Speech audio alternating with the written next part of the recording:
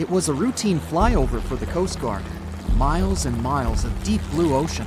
Suddenly, guardsmen noticed a makeshift flag on a deserted island between Key West and Cuba. They lowered from 500 feet to see what was going on there. 2 men and a woman were waving hands in distress. It was apparent they needed immediate help. The crew couldn't land at once because of the bad weather, but they dropped some food, water, and a radio to discover why they were there. They learned the Castaways had been there in the Bahamas for a whopping 33 days already. Their boat hit a storm and capsized, and all they could do was swim to the nearest island. They also informed the crew the woman needed help as soon as possible. The next day, the rescue crew arrived in a helicopter and took the castaways to a hospital in Key West. This helped them avoid any serious consequences for their health. Everyone who took part in the rescue operation was surprised at how well the rescuees handled the situation and how coherent their speech was.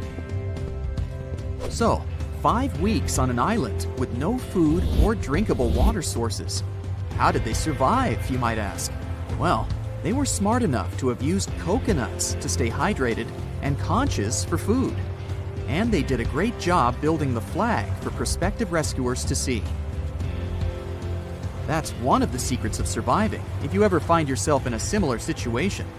Burn damp or wet wood to produce some smoke. Arrange flares in a triangle. Pile large rocks spelling out SOS or help. These are all internationally recognized distress signals. If you're changing your location for some reason, leave an arrow made out of rocks, showing which direction you went. To ensure the rescuers can not only see you, but hear you, make a whistle out of an acorn. Hold an acorn cap with both hands between your thumb and index finger. Make a triangle with your thumbs near the top of the acorn. Hold it close to your mouth and let some air through that triangle in the cap. You've got to practice a bit to make a loud sound. Ouch! That was too loud. If you get lost, remember the rule of 3 to stay calm and do the right things in the correct order. You can survive 3 minutes without air, 3 hours in extreme temperature, 3 days without water, and 3 weeks without food. So, start with building a shelter, then get water, and only then take care of the food. If you're in better luck than the Bahamas castaways and have some matches with you, make them waterproof. Cover them with a thin layer of transparent nail polish and let them dry well. To always have something to light them with, glue a piece of sandpaper to a plastic box lid and put matches inside. Packing for a hike? Cotton clothing won't keep you safe and warm out in the wild. It takes forever to dry from sweat or rain, and wet clothes lose heat 25 times faster than dry clothes. If you don't want to freeze, go for polyester, nylon, or wool. Pack some microfiber towels with you that dry in 1 hour. What is that buzzing? Before you run away in horror, remember that the presence of bees is a good sign. They usually don't go further than 4 to 5 miles away from a water source. But it looks pretty dirty, huh? You can use your t-shirt or a bandana as a water filter. Put one end of it in a container filled with muddy water, standing above an empty container for clean water. The other end goes in there, and the water pours in, cleaning itself on the way. Make sure to boil the filtered water before you drink it. Ran out of water? The trees have got you covered. They always lose some water to the atmosphere, and it's all yours to trap. Find a thick green tree with a lot of branches. Around sunrise, tie a plastic bag over the branch with the most leaves to cover them completely. Add a small rock to the bag to weigh it down a bit. During the day, the water from the leaves will condense right into your bag. The final product will be so pure, you won't even need to filter it. If you see a halo around the sun, it's a clear sign low pressure is approaching. And it will surely bring some rain or snow in the next 24 to 36 hours. If the halo is broken, you can even predict where the storm is coming from, right from the damaged side. Sounds like a storm is coming. You can make yourself a waterproof trash bag mini shelter to come out of it dry and warm. just make a hole for your face and put it on. Use 2 bags to keep your feet dry too. If you hear thunder, count the seconds between it and the lightning flash. If it's less than 30 seconds, you have to hide somewhere because the storm is too close. If you can't do that, stay away from tall lone trees. If you're in a group, spread out to minimize the risks of everyone getting shocked. You can also build an A-frame shelter out of a trash bag. Find some sticks for the central rib. Split the bag into a blanket and cover the rib with it. Use 4 rocks to keep the corners down. Trash bag or no trash bag, never build your shelter on damp ground or on the top of hills. The wind might get extra strong at night, and there will be no trees to protect your shelter from flying away. Now that you've got yourself some shelter, make a good bed inside. Use dry leaves or grass. Get them under your clothes or blankets for an extra layer of insulation. This tip works both for winter and summertime. You always risk losing more body heat than you can produce. Don't have a rope on you? You can make one yourself out of plants. Find some long grasses, or even better, dry ones, and weave them together in a braid or just a cord. You can also use bark from trees or branches you find on the ground. Before you venture into the wild, especially the wild with plenty of bushes and thickets, make sure your shoelaces won't get caught on the branches. Tape the loose ends with duct tape to your upper ankle, and voila, you won't fall, at least because of tangled laces. As you prepare for your adventure, master at least one basic knot. Trust me, it can be life-saving. The bowline will help you if you need to attach something to a rope via a loop. The tighter you pull, the tighter the knot gets. Lay the rope across your hand and form a small loop in it. Pull the free end up and take it through the eye from the underside. Sounds too complicated? Remember it like this. The rabbit comes out of the hole, around the tree, then back down the hole. So yes, you gotta wrap the line around the standing line and take it back down through the loop. Now tighten it and your knot is ready. If you have some food on you that you'd like to keep edible for longer, put it into a plastic bag or thin fabric and seal it up. You can use a rubber band, a hair tie, or a bungee cord. Dig a hole in the loose soil deep enough to host your food. Cover it with a hand towel so hungry animals don't find it before you. Refill the hole with soil and add some moss, straw, or leaves to smooth it down. If there's some ice or snow available, use it for a super cooling effect. Be sure to mark your cache somehow so you can find it later. Now you have 2 to 3 days before the perishables go bad. The voyage started just like any other. The cargo ship SS Cotopaxi is making another journey to Havana, Cuba to deliver coal. It's November 29, 1925. For Captain Meyer and his crew, leaving Charleston Port, South Carolina, it will be the last trip the ship ever makes. Its route ran through the Bermuda Triangle. 2 days into the trip, the Cotopaxi sent out a distress signal. It had got caught up in a strong tropical storm and turned over on its side. The wind was very strong and there was powerful lightning as well. Rain gradually filled the ship's hold. Then there was a bright white flash, and the ship disappeared without a trace. Later, its wreckage was found in the Gobi Desert, which is in a completely different part of the world. All 32 crew members, including the captain, were missing. Of course, the part about the Gobi Desert is fictional. For one of his movies, Steven Spielberg came up with the idea that the ship was moved there by aliens. Still, in real life, the ship was never found, and its crew really did disappear. It was officially declared missing a month afterward, and nobody could find the wreck. It seems like a classic case of mysterious things going on in the Bermuda Triangle. But most mysteries are solved sooner or later. In 2020, the Cotopaxi was found. A man named Michael Barnett had moved to Florida to study shipwrecks off the coast. One wreck in particular really caught his attention. It was much larger than the others, and the locals called it the Bear Wreck. It was about 40 miles from St. Augustine in northern Florida. but no one had ever managed to identify the rusty hull. So Michael started to do some detective work. He measured the size of the shipwreck and started working through all the information he could find. He researched hundreds of old newspapers, leafed through insurance records, and looked at artifacts found on the wreck. After hundreds of hours of hard work, Michael was sure it was the Cotopaxi. But a few years before, there had been a rumor that the same ship had been found off the coast of Cuba. The Coast Guard found the wreck of a cargo ship about the same size that looked a lot like the one lost in 1925.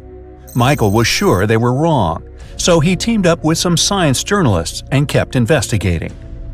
Soon they discovered something that seemed to confirm Michael's belief. Divers found brass valves with the letters SV on them in the wreckage of the ship. Michael suggested these initials referred to Scott Valve Manufacturing Company. The headquarters of this company was in Michigan, not far from where the Cotopaxi had been built.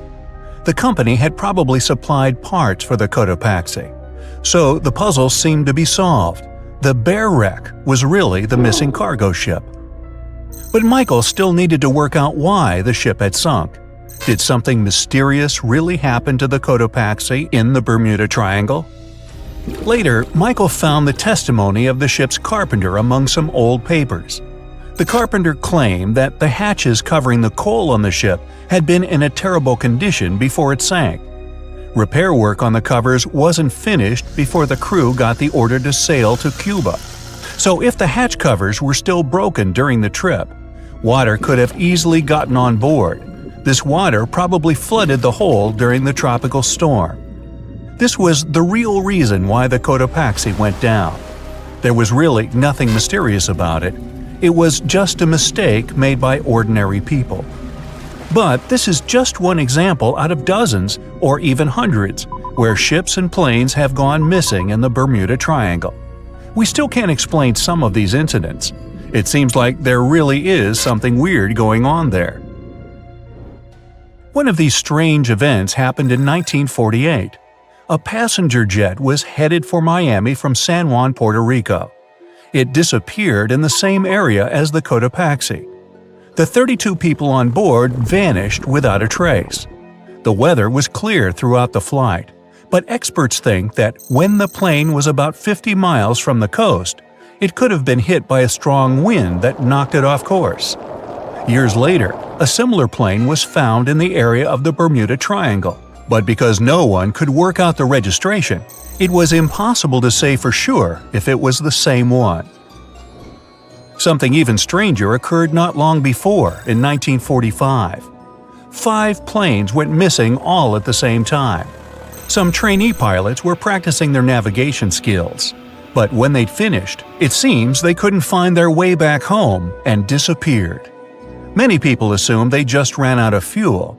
This seems likely, but still, the circumstances were really strange. The trainees were being supervised by an experienced pilot who had 2,500 hours of flight time. He would never have let a group of newbie pilots get that far away from their base.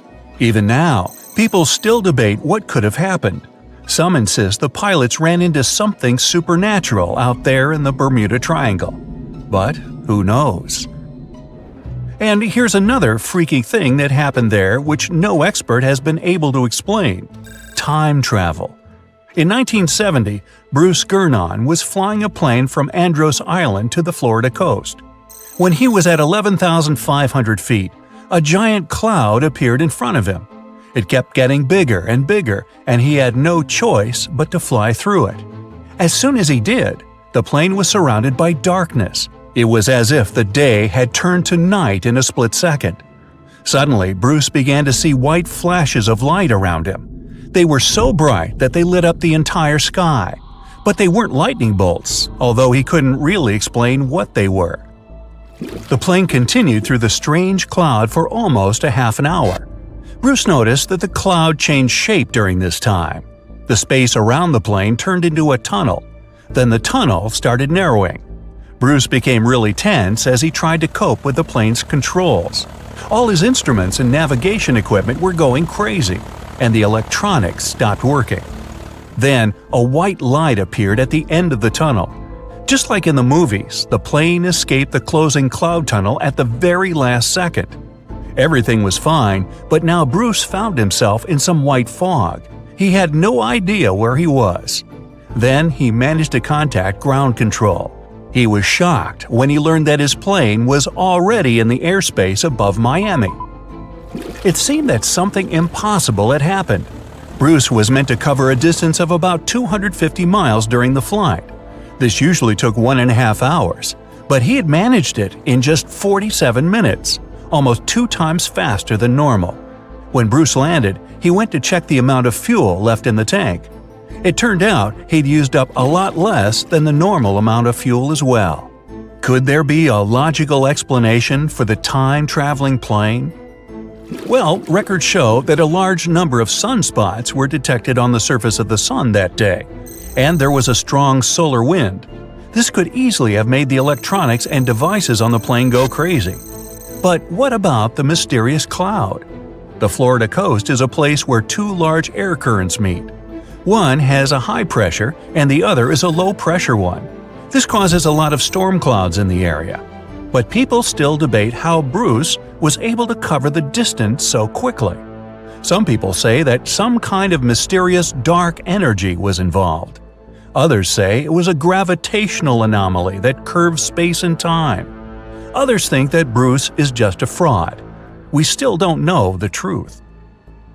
So, is there really something supernatural about the Bermuda Triangle? Or is it all just coincidences and made-up stories? The truth is that no more planes and ships disappear in the Bermuda Triangle than anywhere else in the world. Can we estimate how many ships and airplanes were lost in the Bermuda Triangle? Have their disappearances resulted from human error or weather phenomena? Let's try to find out. We have a curious story of the SS Cotopaxi. This ship vanished in 1925, traveling from Charleston, South Carolina to Havana, Cuba. It never reached its destination. Years later, in the 1980s, a wreck was found 40 miles off St. Augustine, Florida. Since specialists could not precisely determine what and where it came from, they nicknamed it Bear Wreck. It took many additional years of work, done mainly by marine biologists, to identify that this ship was indeed the missing SS Cotopaxi. This was confirmed in January 2020. How did the ship just reappear? And how did it get there, since this mysterious shipwreck isn't even in the Bermuda Triangle? Now, let's see who came up with this term, Bermuda Triangle. Can you actually pinpoint the triangle on a map?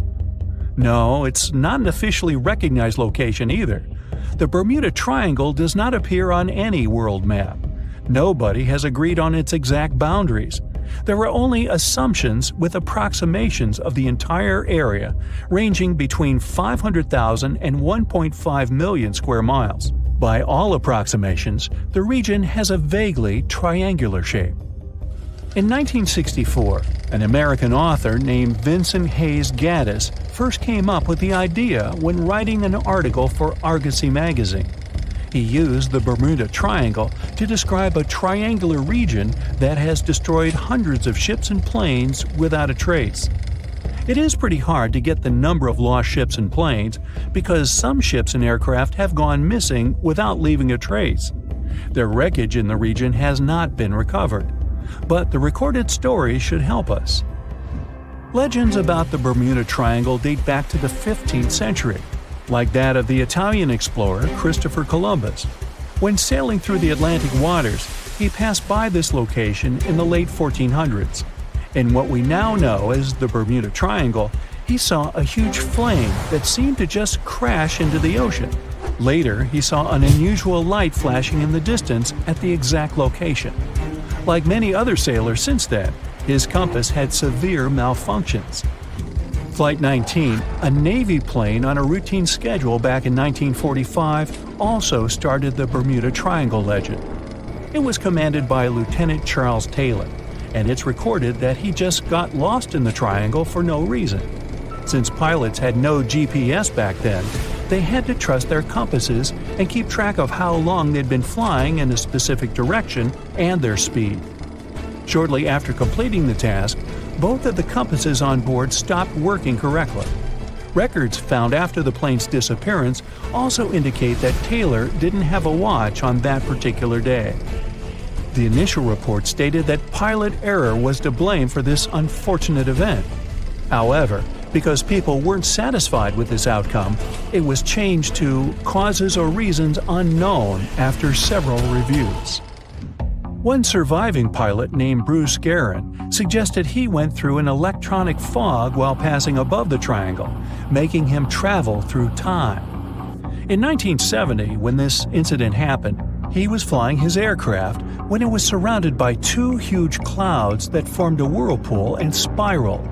Like many others before him, he noticed that his navigation devices were malfunctioning. When he eventually made it out of those clouds, he discovered that his flight had only taken 35 minutes. It should have taken 75 in total. Since he had no other reasonable explanation for what he went through, he believed he must have been pushed forward in time. It's not only strange-looking clouds that have been seen above the Bermuda Triangle. In 2014, a pilot recalled almost colliding with a flying object that he could not identify whatsoever. Some of these strange encounters were even caught on tape. It's the case of an early 2015 flight whose passengers noticed a curious object just floating over the ocean. The pilots have yet to figure out what they actually saw back there. Okay, not all of the possible explanations have been this unusual.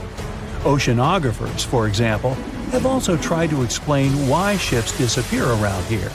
So they recently came back to one of their old theories: rogue waves. These are immense walls of water that just pop up suddenly. If multiple such waves rise simultaneously, they overlap like a wave sandwich. If one single wave can reach over 30 feet tall and happen simultaneously, it can create a rogue wave that can surpass 100 feet high. These types of waves can quickly overtake even the biggest of ships. Meteorologists came up with their own explanation too: hexagonal clouds. These unusual types of clouds can generate winds of up to 170 miles per hour. And they're pretty significant too, some reaching 20 to 55 miles across. As such, waves inside these wind giants can go as high as 45 feet. The Earth's own magnetic force might also have something to do with it. Within the Bermuda Triangle, compasses point to true north, the geographic North Pole, rather than magnetic north, the shifting magnetic North Pole.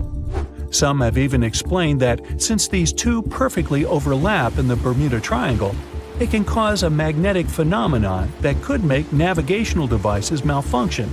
It's called the agonic line. The problem is that scientists have discovered that this line moves each year. It might have passed through the Bermuda Triangle at one point, but it's now through the Gulf of Mexico.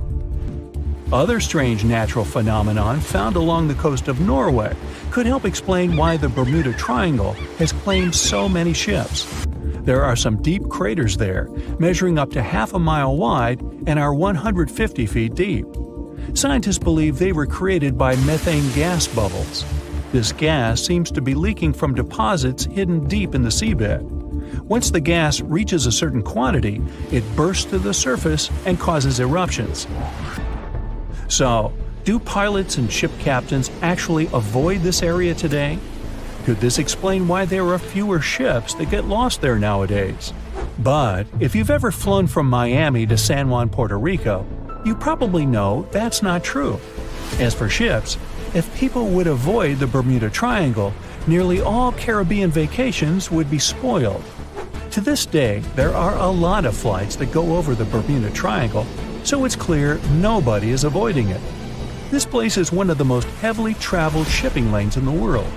Nowadays, the Bermuda Triangle has heavy daily traffic, both by sea and air. But the Bermuda Triangle is indeed subject to tropical storms and hurricanes that happen very often. Let's also keep in mind that the Gulf Stream, a strong ocean current that causes sharp changes in local weather, passes through the Bermuda Triangle.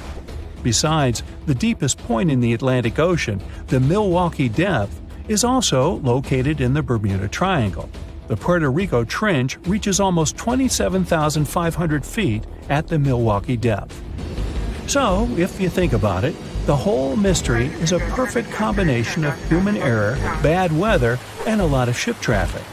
This was confirmed by data provided by the U.S. Coast Guard. If you look at percentages, the number of ships or planes that go missing in the Bermuda Triangle isn't different from anywhere else. Disappearances do not happen more often than in any comparable region of the Atlantic Ocean. Official statistics say around 50 ships and 20 airplanes have vanished while traveling through this region. So that's another reason why the total number is so hard to pinpoint. Nobody could describe its rescue in official records if a boat was reported missing. There are also some events that, it turns out, didn't happen at all, adding to those false reports, like that of a plane crash back in 1937 off Daytona Beach, Florida, that local papers surprisingly revealed nothing about. How do you imagine it is to work as a lighthouse keeper? Probably like an introvert's dream. You're alone on a rock in the middle of the sea with nothing but the raging waves and the lights to keep you company. But being alone can have its downside too. No one will know if something happens to you. And that was exactly the case with the keepers of the Flannan Isles Lighthouse. It was a fine and calm day on December 15th, 1900. In such weather conditions, lighthouses aren't crucial for the safety of passing ships, but it was still noted as a bit odd by the Arctur, a steamer passing by the Flannan Isles on its way to Philadelphia, that the lighthouse on Eilean Mor was not operational. The ship's captain noted it in his log and left it at that. It was only 3 days later, when the Arctur arrived to the port of Leith, that the strangeness was officially reported. A ship was immediately rigged with a relief lighthouse keeper, Joseph Moore, to be delivered to Eilean Mor. But the weather had been bad since the day before, and it couldn't set sail for more than a week. Finally, on December 26th, the relief boat Hesperus arrived at the lighthouse. But even as they approached, they could tell it's not been maintained this whole time. The lighthouse had normally been manned by 3 people, James Ducat and Thomas Marshall, the regular keepers, and Donald MacArthur, the occasional who has been substituting for another keeper on sick leave. There was a 4th too, a rotating man who was on store at the time. The Hesperus crew, however, was met by no one. Normally, at least one of them would have been waiting for the ship on the dock. That was the first sign of trouble, but by far not the last. Upon arrival, James Harvey, captain of the ship, also noticed that there was no signal flag on the flagstaff to welcome the relief boat, and all the supply crates had been left on the landing while they should have been inside. Harvey blew the ship's whistle. No reaction. A flare was fired in the air. No effect either. The sense of unease grew on the Hesperus, so Moore decided to deploy a boat and go on shore alone to investigate. It was ominously quiet on the island. The lighthouse stood dark and lifeless, only seagulls keeping it company.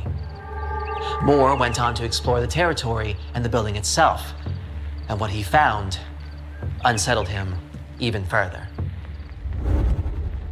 There was no sign of the keepers, not even a trace left. Both the main gate and the entrance door to the lighthouse were closed. The beds were unmade. And most eerily, the clock stopped. That meant the men were absent for more than a week.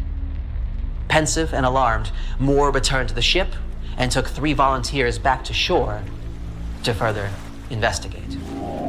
Inside the lighthouse, they saw other signs the keepers left in a hurry. There was an overturned chair near the dinner table, and 2 of the 3 protective oilskin coats were missing. The 3rd was still on the hook, which was very strange. The weather during the past week was terrible, so why would one of the men leave the building without protection? And in any case, the rules dictated that there should always be at least 1 keeper on the post tending to the lighthouse. For all 3 of them to leave at once, something terrible must have happened. When the men returned to the Hesperus, Captain Harvey used a telegraph to send a note to the Northern Lighthouse Board. It said that a dreadful accident had happened at the Flannans and that all the keepers had disappeared. His guess was that the poor souls had been swept away by the raging sea or had fallen from a cliff. Harvey's requested an official investigation to be conducted, and on December 29th, Robert Moorhead, a Northern Lighthouse Board superintendent, arrived to do just that. And here's where things truly took a turn for the eerie. Moorhead found the lighthouse logbook that the men kept until their disappearance, that is, about dinner time of December 15th. On December 12th, Thomas Marshall wrote that there were severe winds the likes of which he'd never seen in 20 years. Also, the two other men began acting in a highly unusual way. Ducat, according to the logbook, was very quiet, and MacArthur was crying. Highly unusual in this instance was a huge understatement. All three of the keepers were tough, hardened men, and MacArthur was a veteran mariner. It was simply impossible that he could have been crying because of the storm, no matter how bad it was. The entry from December 13th told that the winds were still howling, and the sea was even more violent than the day before. The log implied that the three men were terrified, which was, again, very strange since they were experienced keepers and knew that they were safe inside the lighthouse. The elements could do nothing against a sturdy stone structure built specifically to withstand rough weather conditions like these. But perhaps the most unsettling of this was the fact that there were actually no storms sighted on the 12th, 13th, or 14th of December in that area. It was written in the log that the skies finally cleared only on the morning of December 15th. And that was the last entry. The keepers went missing on the evening of the same day. There are so many inconsistencies in this whole story that it remains a mystery to this day. Not only did the official investigation not find any clear evidence of what had happened in the Eileen Moore Lighthouse, but it also made the situation even more perplexing. As soon as the news reached the mainland, wild theories from all corners of the UK started circulating.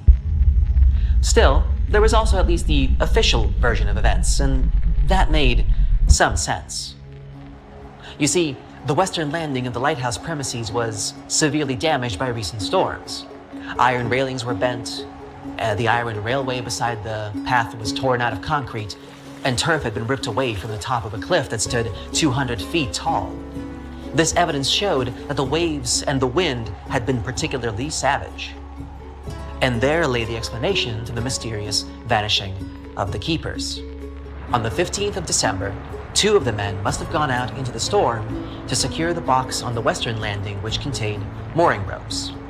They had been out for some time when the third one, left inside as the rules required, noticed an abnormally large wave coming down on the island fast. Deciding there was no time to waste, he leaped to his feet, overturning the chair he had been sitting on, and rushed off to warn the other two of the imminent danger. He was in a big hurry, so he didn't stop to grab the oilskin coat on the way out. But apparently, he was too late. When he reached his fellow keepers, the wave had already reached the island, and as they were all dangerously close to the edge, it swept them all from the landing. Seems a plausible enough theory, but there are a couple of gaps in it. Firstly, it doesn't explain where the storm even came from. The keepers disappeared in the evening of December 15th, and by all accounts, the weather that day was fine, and the sea was calm. Even the keeper's own logbook confirmed it. So, how would a huge wave appear on that day without any warning?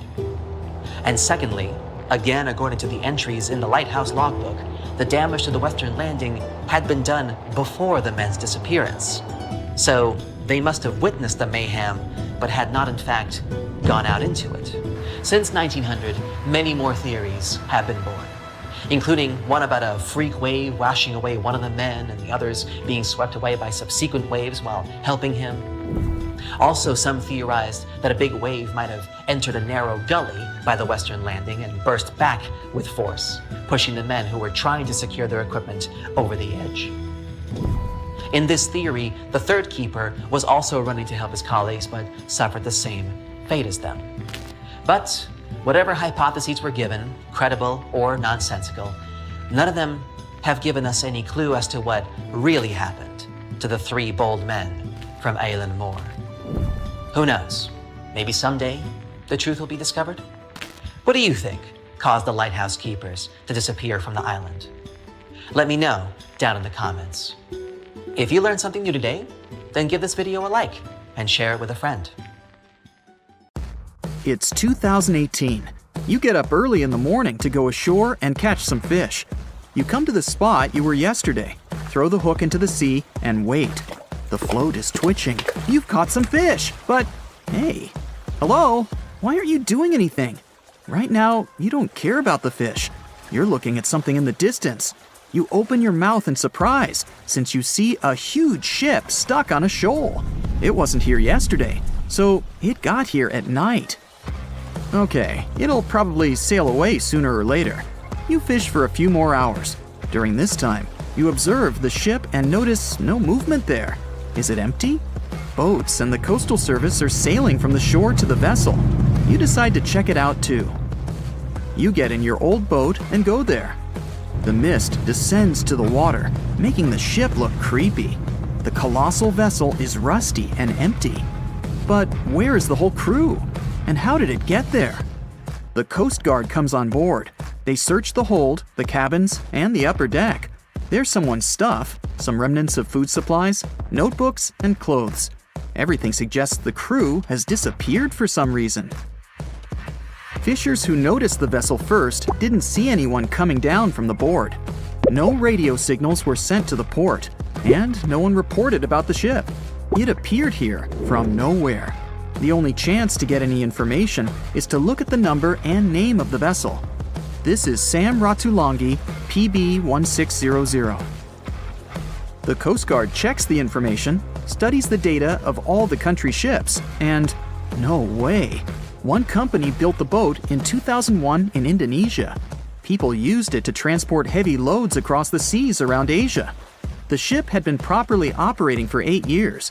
People were delivering industrial goods to different points in the region, but something went wrong.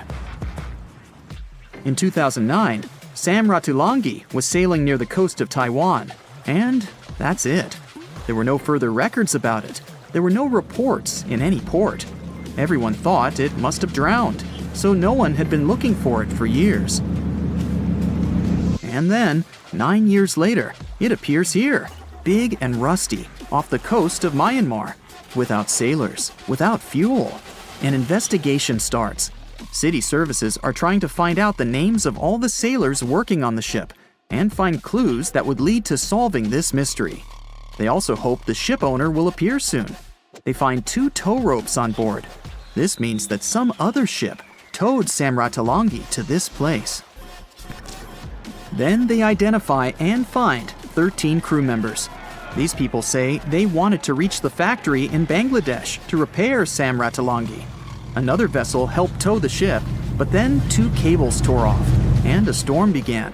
No one wanted to stay on board during such weather, so the crew members left it.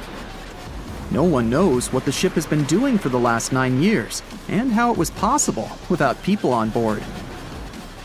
And here's another, much more mysterious ship story.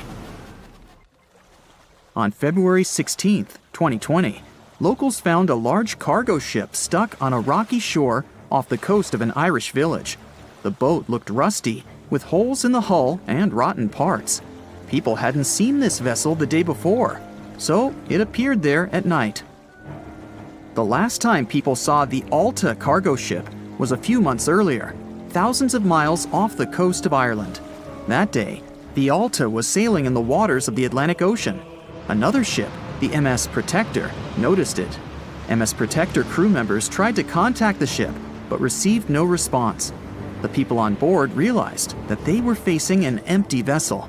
And then, 5 months later, it appeared near the coast of Ireland. There are more questions than answers in this story, but we managed to find something out.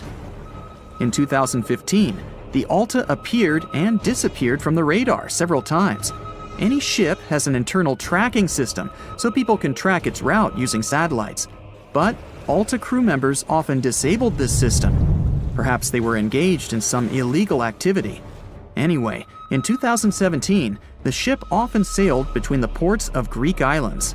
Then, the tracking signal disappeared and appeared only 10 months later, off the coast of North Africa. During this time, the ship changed several flags. In September 2018, the Alta was southeast of Bermuda and headed for Haiti. Then, the crew started facing problems. First, the main engine failed right in the middle of the Atlantic Ocean. The ship began to drift.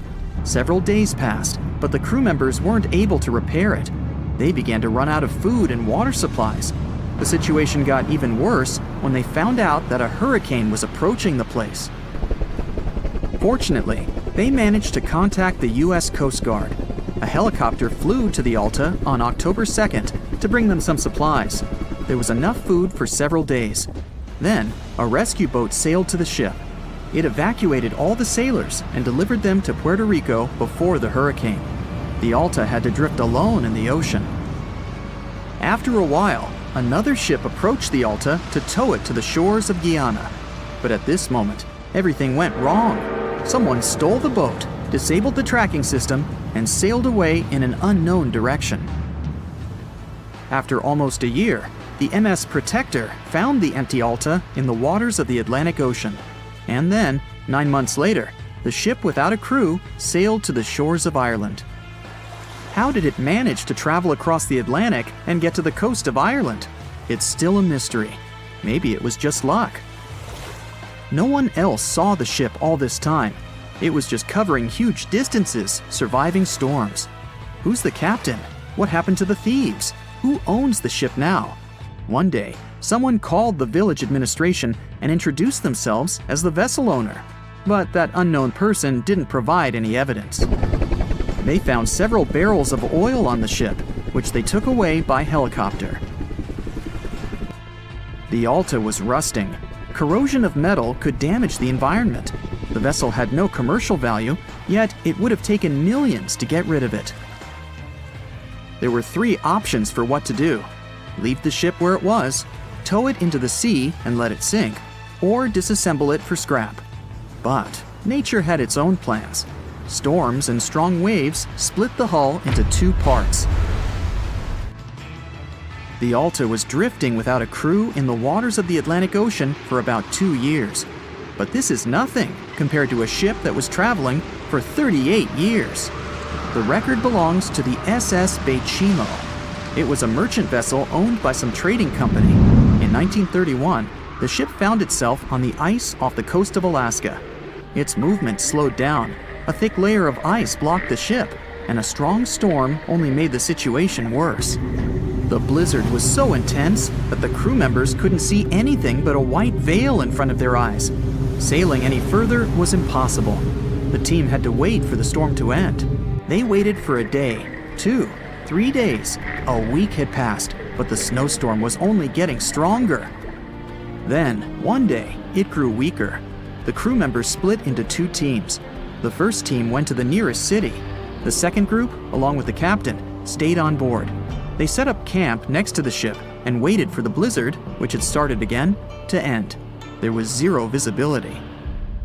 And finally, one day, the storm was over. Great! And now, wait a minute. But where is the ship?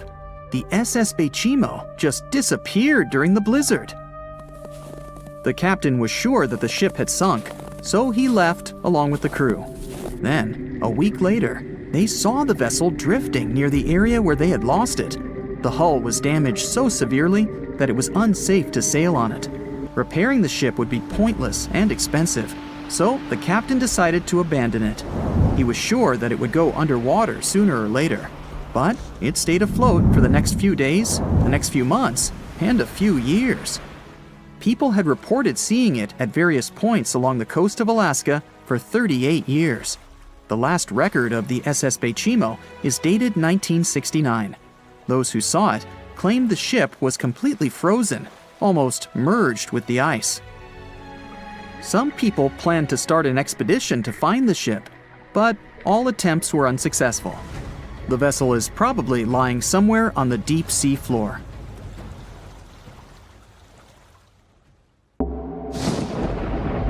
There's a ship drifting somewhere in the ocean without a crew. The last time someone saw it was over 50 years ago. Its story reminds of that of the Flying Dutchman, a ship that's bound to sail forever and bring disaster to whoever sees it at sea. At least the legend says so.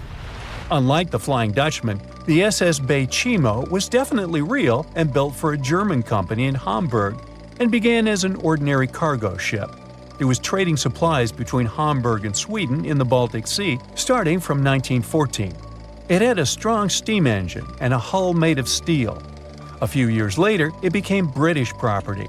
Then, in the 1920s, a Canadian company purchased it for around $18,000, a huge amount of money back then. The new owner, the Hudson's Bay Company, was actively using the ship for several years. They would often send it on voyages from its home port in Scotland to Siberia, Alaska, the Yukon, and the Northwest Territories. It also passed through the Panama Canal and even the Suez Canal, with fur pelts for sale on board. Sometimes it would also transport passengers. It had completed 9 successful voyages before this strip of good luck came to an end. Starting from the 1930s, SS Baychimo would have trouble with ice and storms. When it first got trapped in ice in October of 1931, some of the crew managed to escape to Alaska. 15 of 22 sailors decided to stay with their vessel and try to save it. They had furs and other valuable cargo worth around $58,000 aboard. The company sent them supplies to survive the winter. They set camp near the ship out of the hatches, tarpaulins, and other materials, and offloaded the cargo. At the end of November, a blizzard rushed through the area, and it seemed like it had taken the ship with it. The ice platform had survived, but the ship broke free. Some of the crew members were sure it had sunk. But soon after, they heard from one of the locals who had spotted their ship around 45 miles away from their camp. The crew moved on with their lives, and the ship started its journey as a runaway vessel.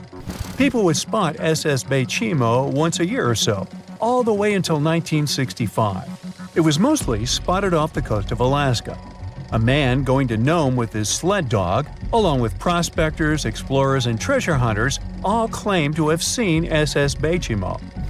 Someone tried to board it and take it to port, but ended up stranded on it for days because of horrible weather. Others got luckier and managed to take a whaleboat, some furniture, and other valuables from the vessel. Those who got close to the ship saw that it was damaged and missing the propeller. Still, it stayed afloat without a crew for at least 38 years and became the longest sailing ghost ship in history.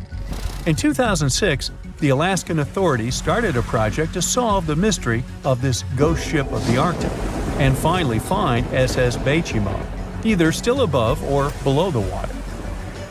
So far, the project has not been a success.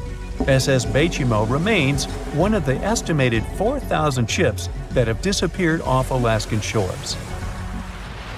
If the legend of the 17th century isn't lying, this ghost ship could be sailing somewhere along the Flying Dutchman. It belonged to the Dutch East India Company. Its captain managed to do the impossible for that time and sailed from Holland to Indonesia in only 3 months. They said he was flying over the sea, and some evil tongues explained that he had made a deal with evil forces to achieve that. Once the ship was sailing back home, its captain and crew disappeared without a trace. There are many versions of what happened to it. One of the first ones said it had tried to enter port at the Cape of Good Hope, got in a terrible storm, and sank as there was no captain to save it. Another legend says the captain had refused to obey the skies to let the ship sink during the storm. A scary life form then struck the boat and the crew, and it was condemned to forever wander without rest. Many sailors claim to have spotted the wandering Dutchman. The Duke of York, who was to become King of England, mentioned having seen it in Australian waters. Right after spotting the ship, the man who saw it first fell from the top of the mast and didn't survive. There were more encounters with this legendary ship up to the middle of the 20th century. Ships would nearly collide with it as the Flying Dutchman jumped out of the blue. Scientists have a more logical explanation for this mystery: Fata Morgana, not to be confused with Hakuna Matata. Now, when you're out at sea on a hot day and the air is all wavy, it feels like when you look at the road on a scorching summer day. That's because of something called atmospheric refraction. When light passes through different layers of air with different temperatures and densities, it bends and twists. Sometimes, under certain conditions, this bending of light can create really bizarre optical illusions over the ocean, like sightings of the Flying Dutchman. The Fata Morgana phenomenon can make distant objects appear distorted, stretched, or even lifted above the horizon. So you can see a ship far away, but because of the way the light is bending, it will look like it's floating above the water or even disappearing and reappearing. A Fata Morgana is most commonly seen in polar regions, especially over large sheets of ice that have a uniform low temperature. But you can see it anywhere, even in deserts and over lakes on hot days. The first stories about ghost ships go all the way back to ancient Greek and Roman mythology. One of the most famous ghost ships in history is the Mary Celeste. This brigantine was traveling from New York City to Genoa and was fully stocked with provisions, but missing a crew when it was discovered in the Atlantic Ocean in 1872. The crew's personal belongings were also there, completely undisturbed. The final entry in their log was made 10 days earlier. We still don't know what happened to its crew, and the ship has inspired many spooky stories and legends. The Lady Lovibond was another legendary schooner that is believed to have been wrecked off the coast of Kent in the middle of the 18th century. The story tells that the ship's captain, Simon Reed, had just got married and took his bride on board for a celebratory cruise, despite the superstition that it could bring bad luck. They were on their way to Portugal when the first mate, who is also in love with the captain's new wife, went mad because of jealousy, attacked another crew member, and then took over the wheel and steered the ship straight into the dreaded Goodwin Sands. No one aboard survived, and the schooner is said to reappear as a ghost vessel every 50 years. In present times, many vessels become abandoned and turned into ghost ships intentionally. There are thousands of them floating in U.S. rivers, lakes, channels, and coastal waters. Some people lose their boats in storms and other extreme weather. Others have to abandon their boats because maintaining them can cost 10% of the boat's price. Plus, docking a vessel can add up to several $1,000s every year. Most boats have been made of fiberglass, so an owner can't just recycle them as scrap metal. So, once they want to get rid of it, they often tie it to a dock and sneak away, or leave it floating far away from the shore, or just try to sink it. When ghost ships sink in shallow waters, they can cause damage to coral reefs, mangroves, marshlands, oyster habitats, and wetlands. Plus, they can collide with unsuspecting regular ships and cause real trouble. So, don't do that. Enough said. The moon shines brightly and illuminates the black water of the ocean. Thick fog descends on it in ominous silence. Then, it's suddenly broken by the creaking of wooden boards, followed by a rippling of the waves. Through the fog, you see the outline of an old, large ship. Its hull is rusty, and a strange cold is coming from it. But the most unsettling thing is that there's no one on the deck. The ship sails without a crew. No, this isn't a mythical Flying Dutchman, but a very real ghost ship.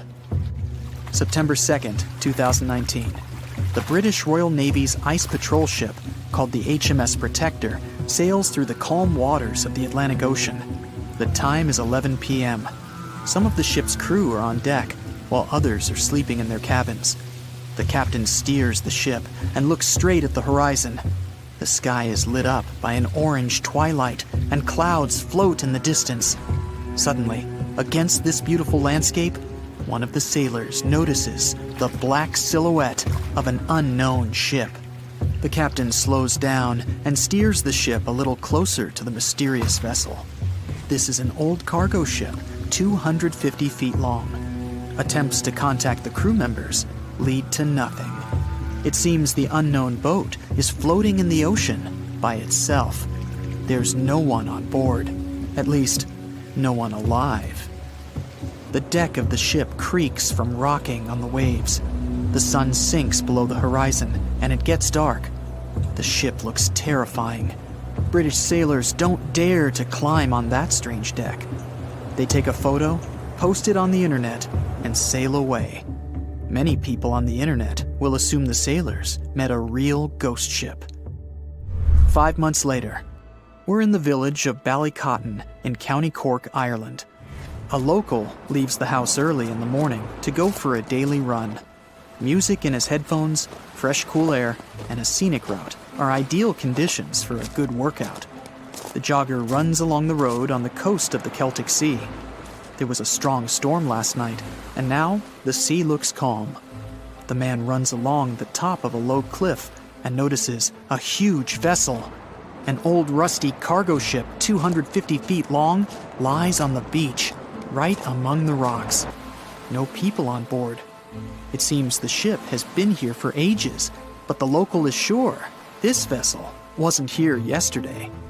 A little later, it turns out this is the same ship that the sailors from the HMS Protector saw 5 months ago, thousands of miles from this place. The cargo ship, called the Alta, was built in 1976. Nobody knows who used it all this time and for what purposes. It's only known that in 2017, the ship was purchased by a new owner and marked with the flag of Tanzania. It's important to say that almost all cargo ships are equipped with AIS, Automatic Identification System, which is needed to track ship movements in the ocean. Since 2015, something strange started happening with the Alta's AIS. The ship disappeared from the satellites, then reappeared again. Over the past few years, this ship had changed several names and flags. It's not surprising that its AIS shut off and turned on numerous times. It's said that some of those who disable AIS on their ships do so to hide outlaw activities. The ship's captain, whoever it was, clearly didn't want to show the Alta's movements. As AIS showed in 2017, the ship had sailed near Greek port cities. The Alta made 12 stops in 3 such cities in different parts of Greece. Then, the AIS signal disappeared, and 10 months later, the Alta reappeared near the northern coast of Africa, 1,200 miles from Greece. In September of 2018, the ship was sailing about 1,400 miles southeast of Bermuda, and at that time, the crew members started having problems. There were 10 people on board the Alta. On September 19th, the ship's engine failed right in the middle of the Atlantic Ocean. The nearest shore was very far away. The ship began to drift. As days passed, the crew couldn't fix the vessel. Food supplies were running low. The crew started to panic and tried to contact someone.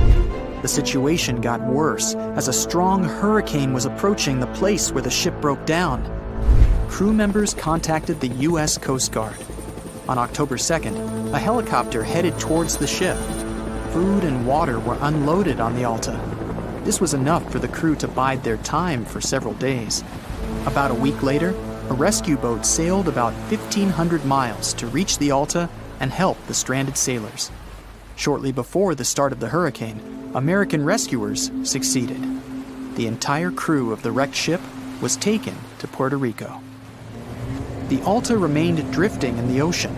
After a while, another ship arrived to tow it to the coast of Guyana. Then, something went wrong again. The ship was hijacked. Who did it and why remains a mystery to this day. But then, for some unknown reason, the thieves decided to abandon the ship and left it to drift in the ocean. For almost a year, the ship's location couldn't be tracked. Then, in September 2019, the vessel was found by the British Royal Navy. How the Alta was able to cover the distance across the Atlantic and wash up on the coast of Ireland is unknown. an investigation has been launched in Ireland. It's necessary to identify the owner of the vessel and find a responsible person to take on the task of towing it. But no one has since been found.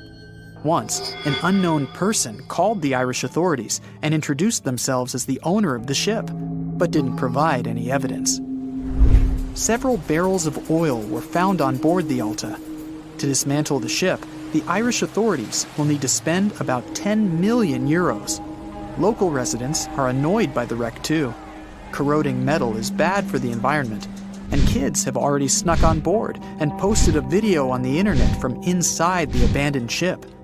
The further fate of the Alta remains unresolved. It's still lying there. That ship sailed in the ocean for just 2 years. Now imagine if some other managed to drift for 38. In all that time, no one could catch this ship, and people still seek it. That vessel is called the SS Baychimo. It was a merchant ship owned by a Canadian trading company. In 1931, the ship got stuck in ice off the coast of Alaska. A strong snowstorm began. The team waited a week for it to end, but the storm only intensified. One day, the weather improved a bit, and part of the team was evacuated to the nearest city. Another part of the crew, with the captain, set up camp near the ship. The storm started again and didn't stop for a long time. The blizzard was so heavy that the ship's captain couldn't see beyond his arm's reach. Finally, when the storm was over, the captain saw that the ship simply vanished. He decided the Baychimo sank during the storm. A week later, the ship was found, drifting near the place where it was lost. The hull of the ship was damaged so badly that it was unsafe to sail on it. The captain decided to abandon the ship. However, it didn't sink. For the next 38 years, it was drifting at various points along the Alaskan coast. Several times, people climbed on the ship, including native Alaskan residents and a group of researchers. Attempts to save the vessel from the sea ended in failure. The salvage operations were hampered by drifting ice and bad weather. The last time it was seen was in 1969. The ship was frozen and blocked by the ice. In 2006, the government created a special project to find the Baychimo. However, in all these years, the ship still hasn't been found. Its fate is unknown. It's likely that the ship has finally found peace and is now lying on the seabed of the Chukchi Sea. A lot of weird incidents have happened in the mysterious valley of Haizu ever since the 1950s. People even started comparing it to the infamous Bermuda Triangle. But are they really that similar? It all started when an airplane went missing here under circumstances no one can explain yet. They searched the location back and forth, but nothing appeared to have remained of the aircraft. And guess what? No one received any SOS messages from the team on board. And to top it off, the same year, a considerable number of tourists and local residents were lost here in the valley, never to be seen again. Speaking of the Bermuda Triangle, one can link its origin story to a series of mysterious disappearances of ships and aircraft, like the one that happened in 1945, when 5 planes and 14 people on board went missing in this location while doing routine training exercises. Even a thorough investigation didn't help to establish the cause of the incident. But that wasn't the end. Between 1945 and the mid-1980s, another 25 small planes went missing while going through the Bermuda Triangle, never to be seen again. And the search parties haven't recovered a single piece of these aircraft. The Bermuda Triangle isn't the only stretch of water that has claimed ships for good. In the Pacific Ocean, near Japan, there's a tricky portion of water that has earned the nickname the Devil's Sea. The best known out of all of these disappearances is that of a fishery patrol vessel that went missing in 1953. On board were 31 crew members and scientists who were looking to investigate a recently formed volcanic island. What happened to the ship and all the people on board? We'll never know, I guess, since they never found the ship or the crew members, and there was literally no trace of them left behind. Back in 1911, a standard train was scheduled to depart from a railway station in Rome, hoping to reach the city of Milan. Needless to say, none of the 106 passengers ever made it to the destination, and no one has ever seen them again. What happened to these people and to their train? Were they really lost forever? Some people seem to believe this isn't the case. As it was completing its journey, the train was supposed to pass through a long tunnel. It did enter it, but never came out the other end of the tunnel. Nothing was left of the train, and it seemed like it literally just vanished into thin air. Only 2 of the passengers were found, but they were quite unwell at the time, and their stories did not seem to make much sense. They spoke of a dense fog that they simply jumped out of because they got so scared.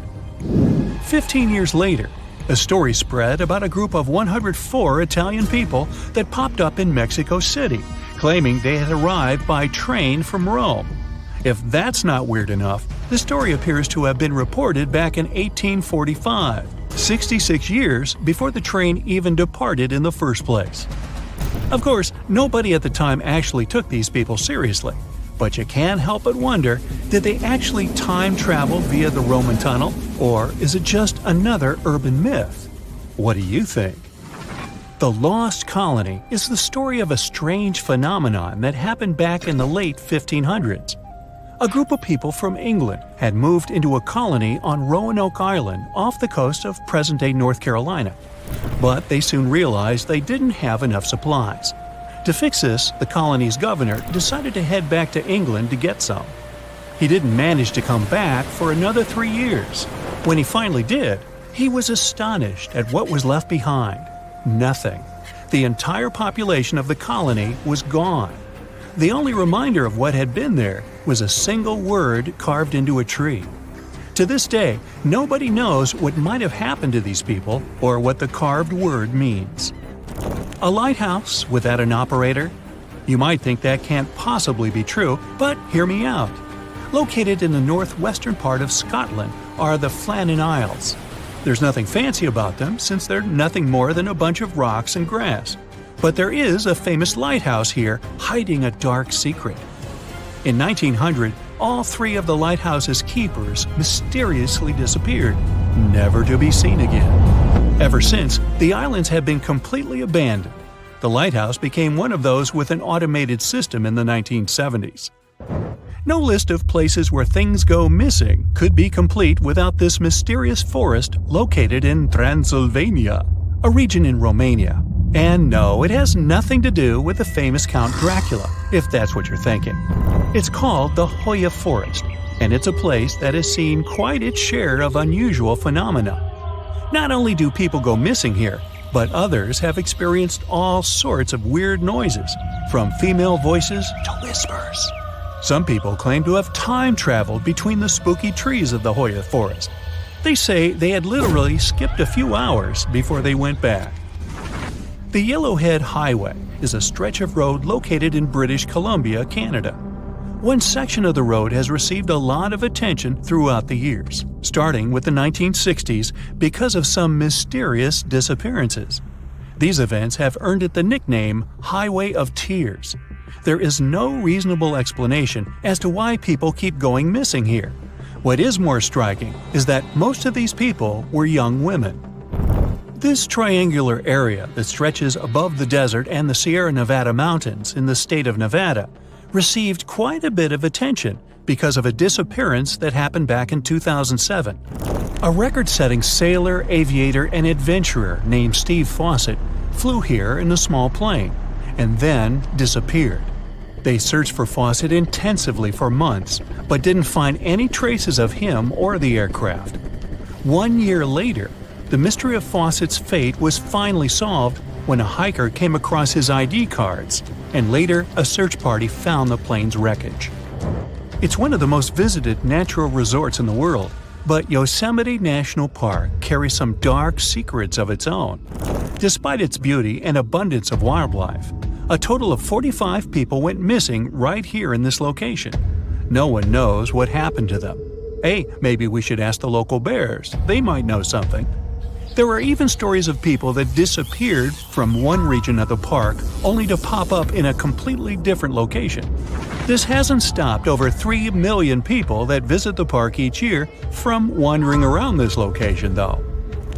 Whenever a ship happens to sink, you'd expect to at least find pieces of it on the bottom of the sea, right? Well, not if you're traveling through Lake Superior. It's located along the border of the United States and Canada, and became famous because of the great number of ships that went missing here. It may have something to do with the stormy winds, of course, but that doesn't explain why some ships simply vanish altogether, without a single piece of them ever to be found, not even at the bottom of the lake. It does gather a lot of tourists each year, though. They come here to scuba dive and see the remains of some of the ships that still lie here. The bottom of this lake even contains what's left of the notorious SS Edmund Fitzgerald. Back when it departed on June 7, 1958, it was the largest ship on North America's Great Lakes and, to this day, remains the largest ship ever to have sunk in the area. Similar to other events, the exact cause of the shipwreck remains a mystery.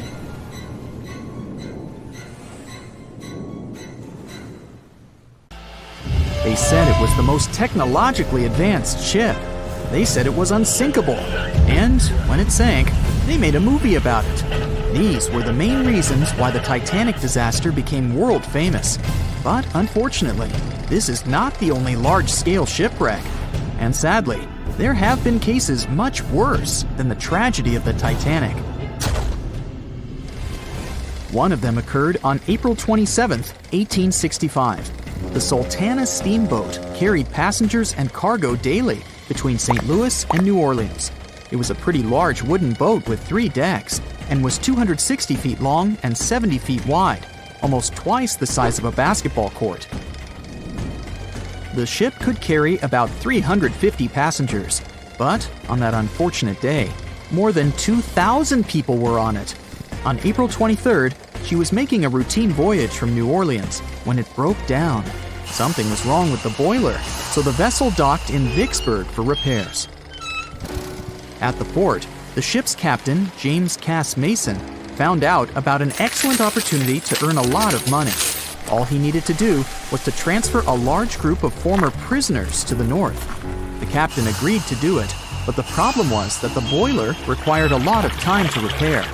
Mason was afraid that his competitors would take the job, so he decided to sail despite the malfunction the ship had. He patched up the holes in the boiler instead of a big repair and invited all the ex-prisoners on board. So, there was a broken boiler, an excess number of passengers, a lack of lifeboats, and not the best river conditions. Also, the captain refused to send the ex-prisoners to the hold, so they were all with ordinary passengers. There were strong chances for a shipwreck, but the greedy desire to earn more money was stronger. The Sultana went on a voyage and sailed up the river for 2 days. At this time, one of the biggest Mississippi floods in history began. The river overflowed its shores because of the flood, with the water level rising several feet. All the trees on the shore disappeared, and only the tops were sticking out of the water. The ship sailed opposite this powerful current, making the boiler work too hard.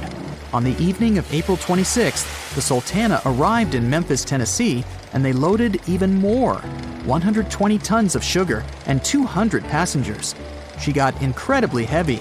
Around midnight, the ship continued its dangerous journey. The captain sailed to barges to load a shipment of coal. At 1 a.m., the vessel left the barge. At 2 a.m., the broken boiler, unable to withstand the load, suddenly exploded. The Sultana was just 7 miles north of Memphis. Few people survived that day. The problem was that passengers trying to escape from the fire jumped into a cold river with a strong current. The Sultana disaster is considered the most tragic shipwreck in the history of the United States. The exact number of those who didn't survive is still unknown. According to various sources, this number was from 961 to 1,800 people. Don't be surprised that almost no one knows this story. There were many more survivors in the Titanic tragedy, and everybody heard about it. But the Sultana sank during one high-profile event. 12 days before the shipwreck, the country lost Abraham Lincoln. People hadn't yet recovered from this news, so no one paid much attention to the tragedy of the Sultana. Many catastrophes happened quite recently by historical standards. One of them occurred in 2002. The ferry La Jula was a Senegalese vessel. The ferry sailed twice a week, mainly along the coast of Dakar, carrying passengers who traded mango and palm oil. It made daily voyages and never faced severe problems thanks to modern rescue equipment and good repair service. But one day, the ship's crew discovered a malfunction and sent the boat to port. For almost a year, La Jula was in a non-working condition, awaiting repairs. But it didn't get high-quality service. After poor maintenance, the ferry set off on its last voyage. On September 26, 2002, La Jula sailed between southern Senegal and Dakar, and at 11 p.m. headed toward Gambia, where a strong storm began. The wind raised high waves, but this wasn't critical for the large passenger ship unless the number of people on board didn't exceed the established norm. La Jula was supposed to carry about 500 passengers, but had many more people that day. Too many passengers, poor repairs, and a strong storm caused severe problems for the ship. But the main factor in the shipwreck was that La Jula was only built for sailing in coastal waters, but that day, it sailed far from the shore. Big waves started rocking the boat, and at some point, it just turned upside down. The ship's deck went underwater, and its lower part stuck above the surface like an iceberg. All the passengers sitting in cabins fell on the ceiling and lost their orientation in space.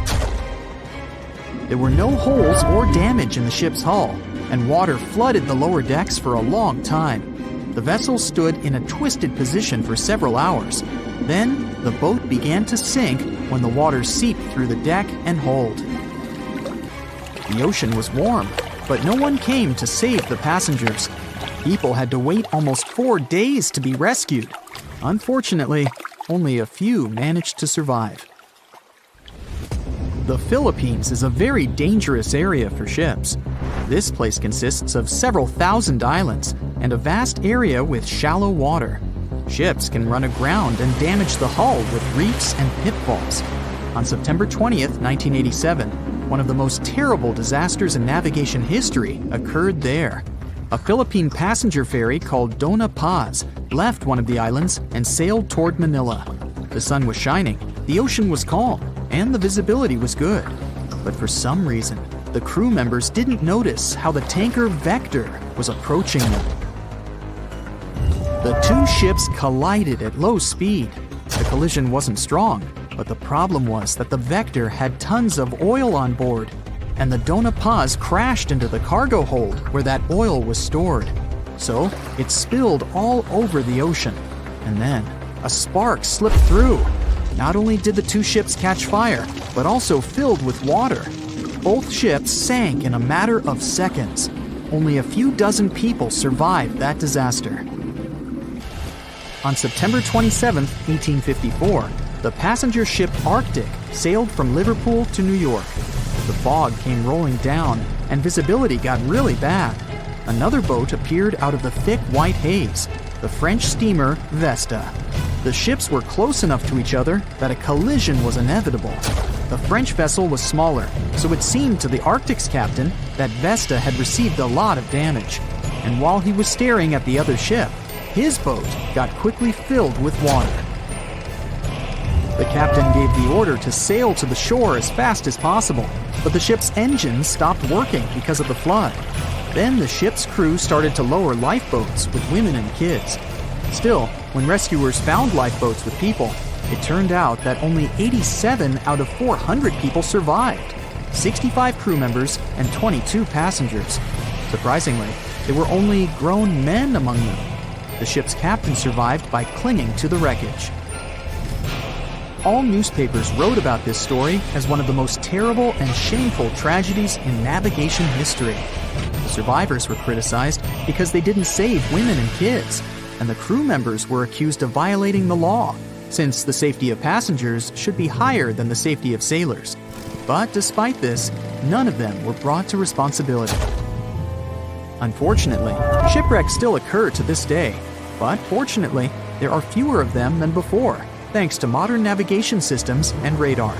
But no technology can guarantee there won't be a super strong storm or any other emergency that no one can foresee.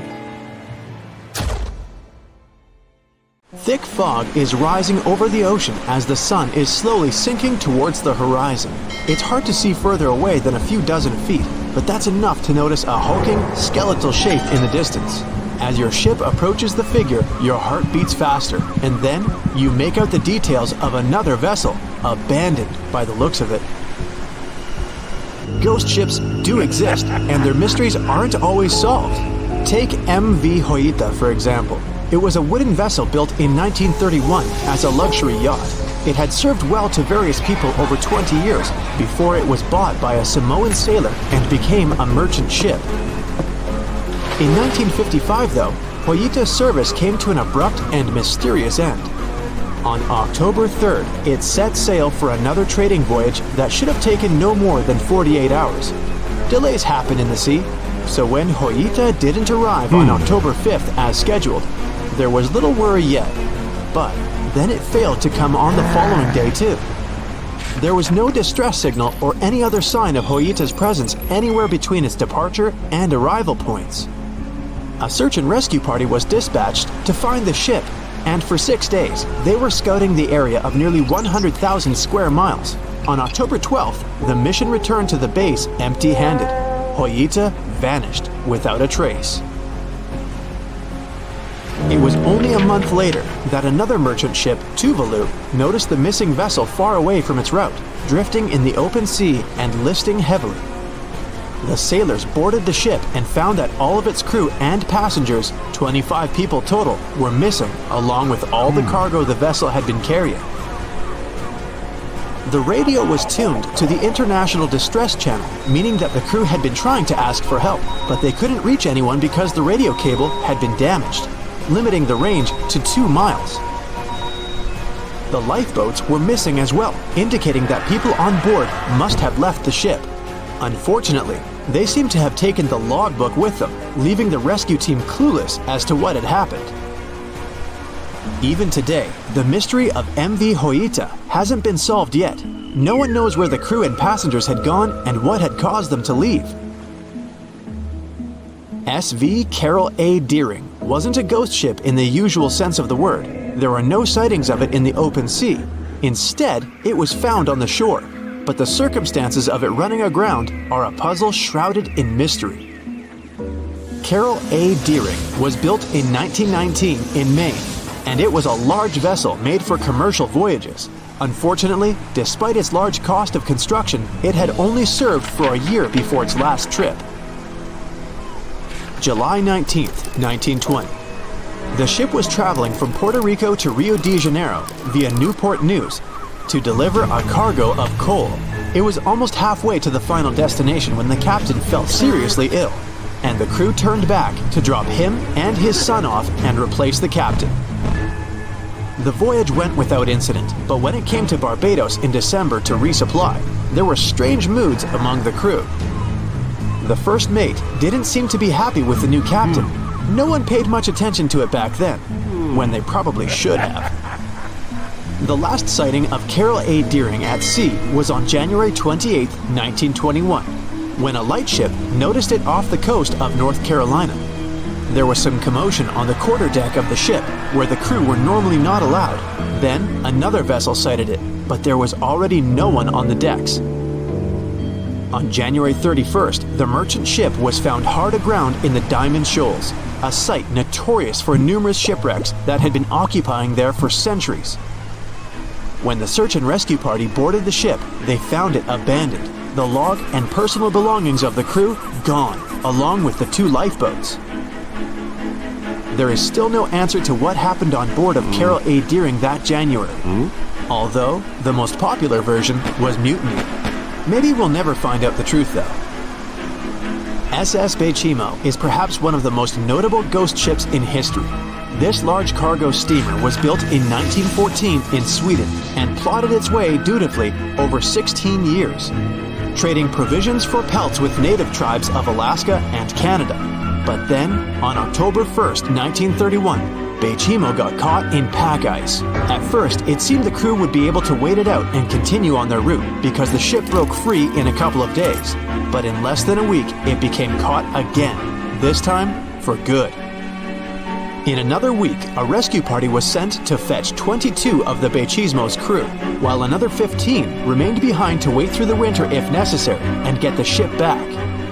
But a month later, after a powerful blizzard struck their camp, the sailors went out of their shelters only to find the ship gone. Luckily, a few days later, a native hunter told the Baychimo hadn't been lost yet. He'd seen it about 45 miles from where they had been stationed. They managed to track it down, but decided the ship wouldn't survive the winter, so they took the most valuable cargo from its hold and abandoned it. They were wrong though. SS Baychimo did survive that winter, and many more that followed. When the ice broke, it sailed away on its own, drifting listlessly along the shores of Canada and Alaska.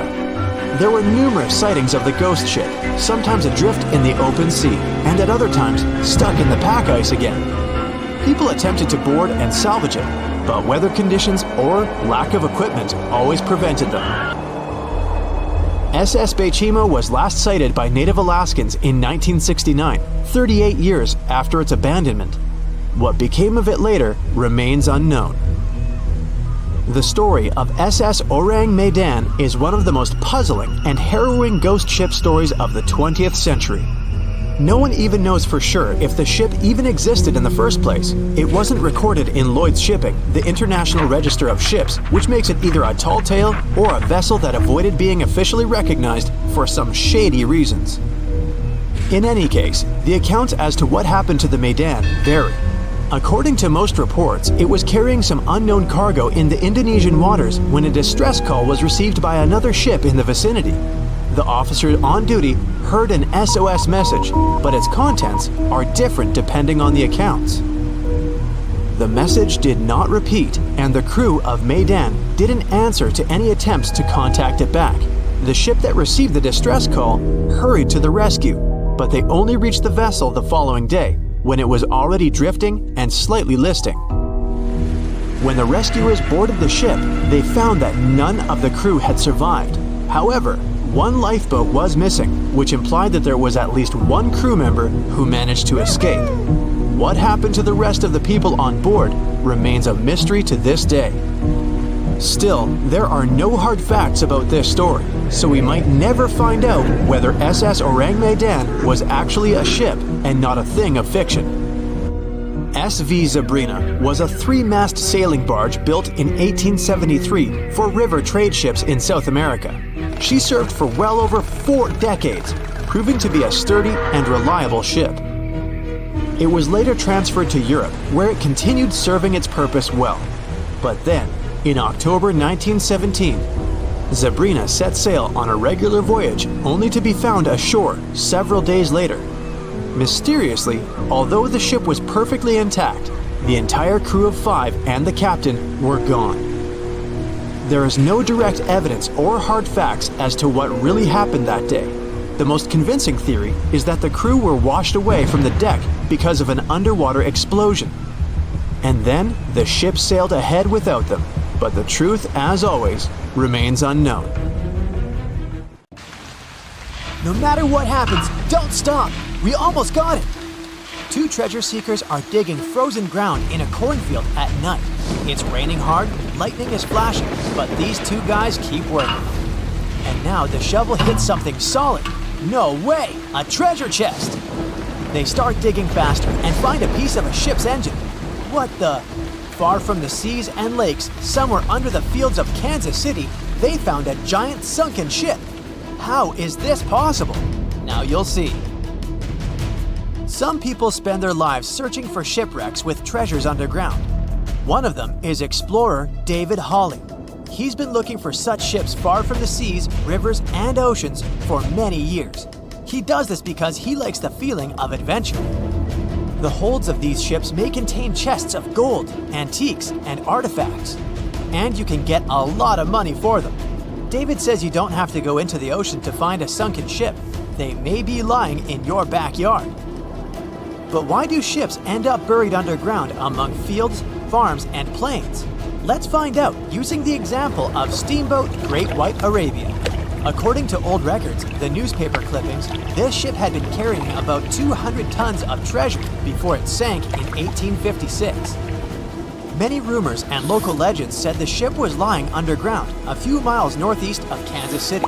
It was there because people deliberately altered the riverbed and channels of the Missouri River in the second half of the 19th century. They artificially brought the shores closer to each other.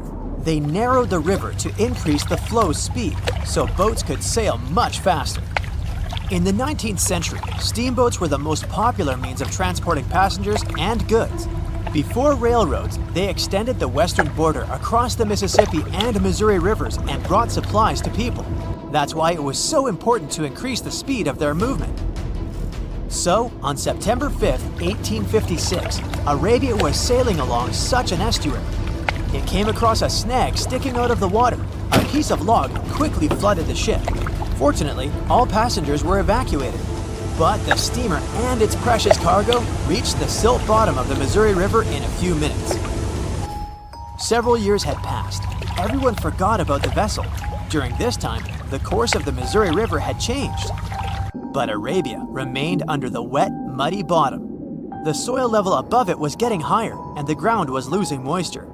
Eventually, many decades later, a cornfield formed above the sunken ship. In the 1980s, one farmer owned this area, and he had no idea what was hidden in his territory. David Hawley carefully studied the history of the sunken ships of the USA. He knew that hundreds of steamers had gone underwater all over Missouri, but most of all, he was interested in Arabia, as there were rumors that it was filled with gold and other valuable things. The territory of cornfields in Kansas was vast, but David Hawley knew how to search properly. In 1987, he started working, first together with his brother and father. They collected all the clippings from old newspapers they could find. They were looking not only for information about the steamer, but also for maps of the Missouri River. They tracked its historical changes, checked the dates, and identified a large area where the steamer sank. Next, they used electromagnetic testing and other geological stuff to study the soil and find the right place. They searched for differences in ground moisture and density. Then, they went through the territory with powerful metal detectors. And so, by the fall of 1988, they had determined the location of the steamer. Arabia was the size of a football field. This gigantic vessel lay 45 feet underground, 4 stories down. But before they started excavating, they had to ask the owner of the cornfield for permission. For the farmer, this news was a big surprise. He agreed, on the condition that the excavations would be completed by spring so that he could sow a new crop. Digging a giant ship in winter is much more difficult and expensive than at other times. It includes additional equipment, electricity, and heating costs. The team worked day and night. They financed the excavations out of their own pocket. Each invested more than $10,000 and took out a bank loan. Finally, they noticed the first details of the ship. The shovels hit the huge engine boilers and the deck. The goal had been achieved. Most of the cargo lying inside the sunken ships is covered with rust, shells, mud, and is badly damaged. The contents of Arabia were in excellent condition, considering that the ship had sunk 130 years prior. Unfortunately, they didn't find the chests of gold. Still, they got several tons of other valuable cargo, household items of people who lived in the middle of the 19th century. It was a time capsule. The ship was carrying supplies for hundreds and thousands of people, and all these things were perfectly preserved. For example, they could clearly see the brand stamp Goodyear Rubber Company on one rubber shoe. The longer the excavations continued, the more things David and his team found. In the barrels, they found plates from the 19th century. They were intact and usable. Also, there were clean clothes, thousands of pairs of shoes, harpoons, frying pans, and umbrellas. The ship was carrying cargo to supply about 16 small towns. Yes, it's not gold, but such artifacts are also precious. The contents of the ship could be worth millions. However, the crew wasn't going to sell these things. They made a museum on the site of a former fruit market in Kansas City. If you go there, you will immediately feel like you're in a department store of the 19th century. There are thousands of items in good condition. Even the matches here are dry enough to light up. It took David many years to present the entire collection from the steamship. He values each of the items and doesn't want to sell them. Anyone can come here, pay for a ticket, and find themselves in the past. Who knows, maybe there's an old ship hidden in your backyard too. Geologists found an older vessel in the hot desert of Namibia in 2008. This ship sailed back in the days when pirates scared sailors on the seas, and now it's inside a dried-up lagoon. The ship sailed from Lisbon in 1533 and disappeared with the crew near a small diamond mining town. After almost 500 years, the hull had been badly damaged. Only the carcass of the ship remained, but the treasure hidden inside the vessel stayed intact. They carefully studied the boat for a long time, trying not to ruin anything. And then, 5 days later, they found a big old chest in the hold.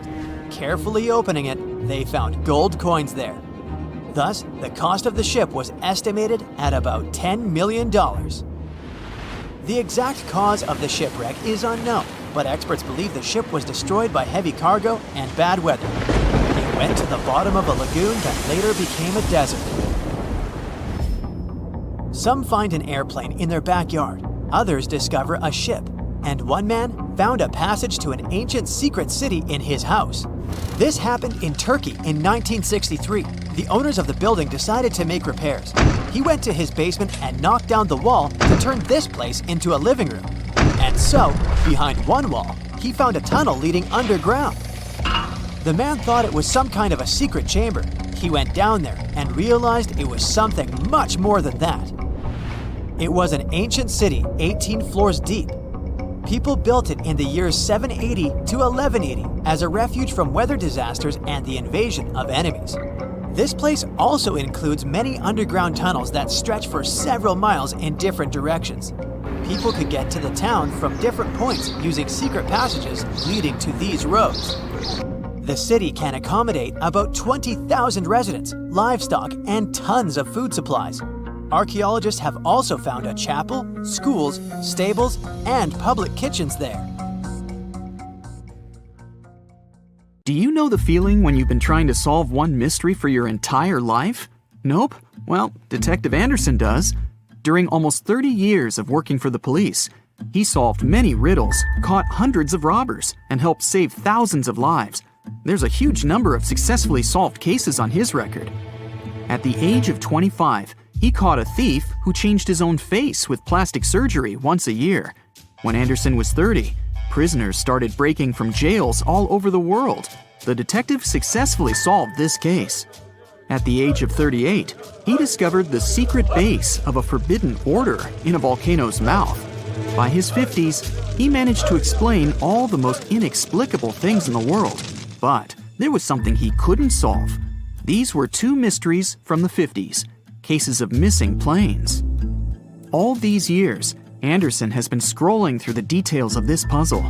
Unfortunately, he was too young when this story began. All he had were guesses and notes. But today, a sudden thought struck him. For the first time in many years, he felt that he could finally solve this mystery. But to do this, he had to immerse himself in this story again. So he opened the closet and pulled out 2 old magazines with detailed articles about these incidents. The first one happened in the summer of 1955.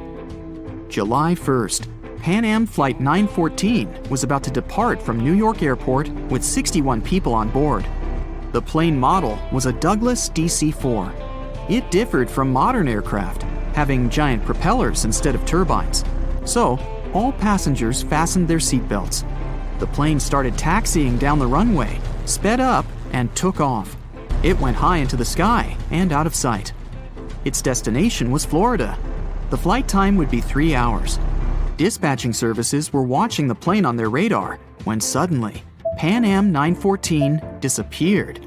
The operator tried to contact the pilot but received no response. New York reported this to Florida. They said they couldn't see the plane either. Usually, pilots notify via radio if a plane crashes or gets into a storm. But this time, just nothing. After several unsuccessful attempts to establish the connection, they deployed large-scale search operations. Communication with the plane was interrupted when it was flying over the Atlantic Ocean. Therefore, the air company had to admit the aircraft crashed into the water. But this version had no proof. When planes fall that way, rescuers find floating debris. Some parts of the cabin or luggage always get to the surface. This time, rescuers found nothing. The plane didn't transmit any distress signals and didn't leave any traces of the crash. It seemed like it just disappeared into thin air. People forgot about this disaster for 37 years. And then, something bizarre happened. 1992, Venezuela, Caracas Airport. The control tower received a signal about an unknown aircraft approaching them. It was weird because it wasn't supposed to be there. There were no flights scheduled for that time. The plane was landing. The dispatcher and the rest of the airport staff understood that something was wrong here. The plane looked old, with huge propellers instead of turbines. After landing, the pilot contacted the airport. Where are we? The dispatcher asked him to identify himself. A few seconds later, he received an answer. We are Pan Am Flight 914, departed from New York to Florida, with a crew of 4 people and 57 passengers on board. The dispatcher didn't know what to do next. He and the airport staff understood what kind of plane they were looking at. What was this plane doing 37 years later, and almost 1,240 miles away from its destination? After a few seconds, the startled dispatcher turned on the microphone and said, It is September 9th, 1992. You know that? A long pause followed. Then, the pilot responded in a panic. Oh no. Jimmy, where are we? No! Stay away! Let's go now! The airport staff saw the pilot waving his hands in horror through the glass. Then, he started the engines and took the plane to the runway. Pan Am 914 increased its speed and took off. The dispatcher tried to stop him, but the pilot didn't respond. The plane disappeared into the sky, and no one else had heard of it since that day. Detective Anderson finished reading the article. He frowned and looked out the window. Raindrops were hitting the glass. The storm outside perfectly depicted what was happening in his mind at that moment. He seemed to know what had happened to that plane. All the clues were there, lying right in front of his eyes. But to know for sure, Anderson had to move on to the next case. It was another article, dated 1989. It happened in 1954. Santiago Airlines Flight 513 took off from West Germany Airport. The plane was due to land in Brazil in 18 hours. There were 88 passengers and 4 crew members on board. The plane hid behind the clouds and disappeared from all radar. Air traffic controllers were trying to contact the pilots, but didn't receive a response. 18 hours later, they called the airport in Brazil. Those dispatchers couldn't confirm this plane's landing and couldn't contact the pilots either. The search operation lasted for several months, but they found nothing. Just like in the Pan Am 914 case, the plane disappeared from radar while flying over the Atlantic Ocean. 2 years later, the search operation ended, and Santiago Airlines ceased its activities. October 12, 1989. Airport controllers in Brazil noticed a passenger plane that suddenly appeared on their radar. It didn't answer the airport staff's questions and just circled over the airbase. After a few minutes, the plane landed and nothing. No one opened the ramp. Passengers didn't get out. Pilots didn't respond. The aircraft was in perfect condition. One of the dispatchers realized that this was the missing Santiago Airlines Flight 513 that had been considered lost for 35 years. Airport staff approached the plane and opened the doors. What they saw there terrified them. The police, customs staff, doctors, detectives, and other airport staff members gathered around the plane. No one knew what to do next. There was no living person on board who could tell the truth. The plane disappeared in 1954 and appeared 35 years later in perfect condition without any damage. So far, no one has figured out what happened. Detective Anderson noticed the stories were very similar. Pan Am 914 disappeared in 1955. Santiago Airlines 513 vanished in 1954. The difference was almost a year. Anderson scratched his head and noticed another little detail. Both planes went missing from the radar the moment they were flying over the Atlantic Ocean. There are many myths about phantom ships and mysterious phenomena connected with the Bermuda Triangle. Detective Anderson knew these tales, but these two missing planes puzzled him. He looked at two articles and understood everything. Exactly. The solution was there, right in front of his eyes. Both stories were written in the same newspaper. There was no real dispatcher who communicated with the planes. Nothing was known about the passengers. No newspapers except this one published news about these missing aircraft. It seemed they just took the same story and changed the dates, locations, and names of flights. Yes, the case was solved. It was all fake. The rain stopped. Detective Anderson looked out the window and heard the sound of a passing train. He remembered another weird and fake story. A story about a phantom train. It took place in Italy in 1911. 100 passengers boarded the train of the Zanetti Railway Company. It went through the picturesque mountainous area, got into a mountain tunnel, and disappeared. No one else had seen the train since then. All the passengers were lost, but not for long. They appeared in the past. There were records dated 1845. One unknown doctor from Mexico City wrote about 100 Italians who appeared in the city from nowhere. They were all dressed strangely and talked about one mysterious train. This was a completely made-up story. There was no proof or records about this train and the people who got into the past. A loud sound interrupted his thoughts. Detective Anderson picked up the phone. He was silently listening to the person on the other end of the line. A minute later, he answered, "Yes." The detective put the phone down. It was a new mystery for him. In the Sahara Desert, the locals noticed a huge ship lost in the South Pacific 27 years ago. There was no crew on board, no cargo, and no flags. No one knew how it appeared among the sand, but wet mud formed around it because of moisture.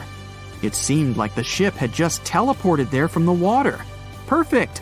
No fakes this time. Detective Anderson put on his hat and left the office. But this story is for another video. It was a pitch-dark night, and we were out for a walk. Suddenly, a bright white light came from the train tracks. It was getting closer and closer before it reached the woods and suddenly faded away in the distance. This story, told by hundreds of witnesses, sounds quite normal until you find out those train tracks have long been abandoned and torn out. The last train that could have been the source of light had departed many years ago. The mysterious ghost train became the main site of St. Louis, a little village in the Canadian province of Saskatchewan. There are just around 400 people living there, and hundreds visit it to see the St. Louis light. It was featured in books and online, and was on TV shows like Unsolved Mysteries. For decades, no one could explain what it really was. Some people spotted a white light. Others said they'd seen a red one. An urban legend explained the red light was a lantern carried by a ghost of a train conductor who had lost his life one night examining the tracks. Scientists tried to debunk both ghost-involving theories, but failed. Then, 2 high school students from northern Saskatchewan decided to jump in. They first witnessed the ghost train on a road trip to St. Louis. One of the girls said it must have been car headlights, but she needed evidence to prove that. Together with her friend, she decided to find an answer and make it their science fair project. They made several field trips to St. Louis for research. The young Ghostbusters used a detailed map, a compass, and a GPS system, which was pretty rare back in 2001. The girls found the location from where the ghost light was seen best of all. Then, they drew a straight line on the map to where the light was coming from and marked all roads next to or on the line. One of the girls' father agreed to help them. He parked his car at various locations near the lines and flashed his headlights. The girls didn't see them, as all the places seemed to be too low. Finally, they found a short hilltop highway stretch.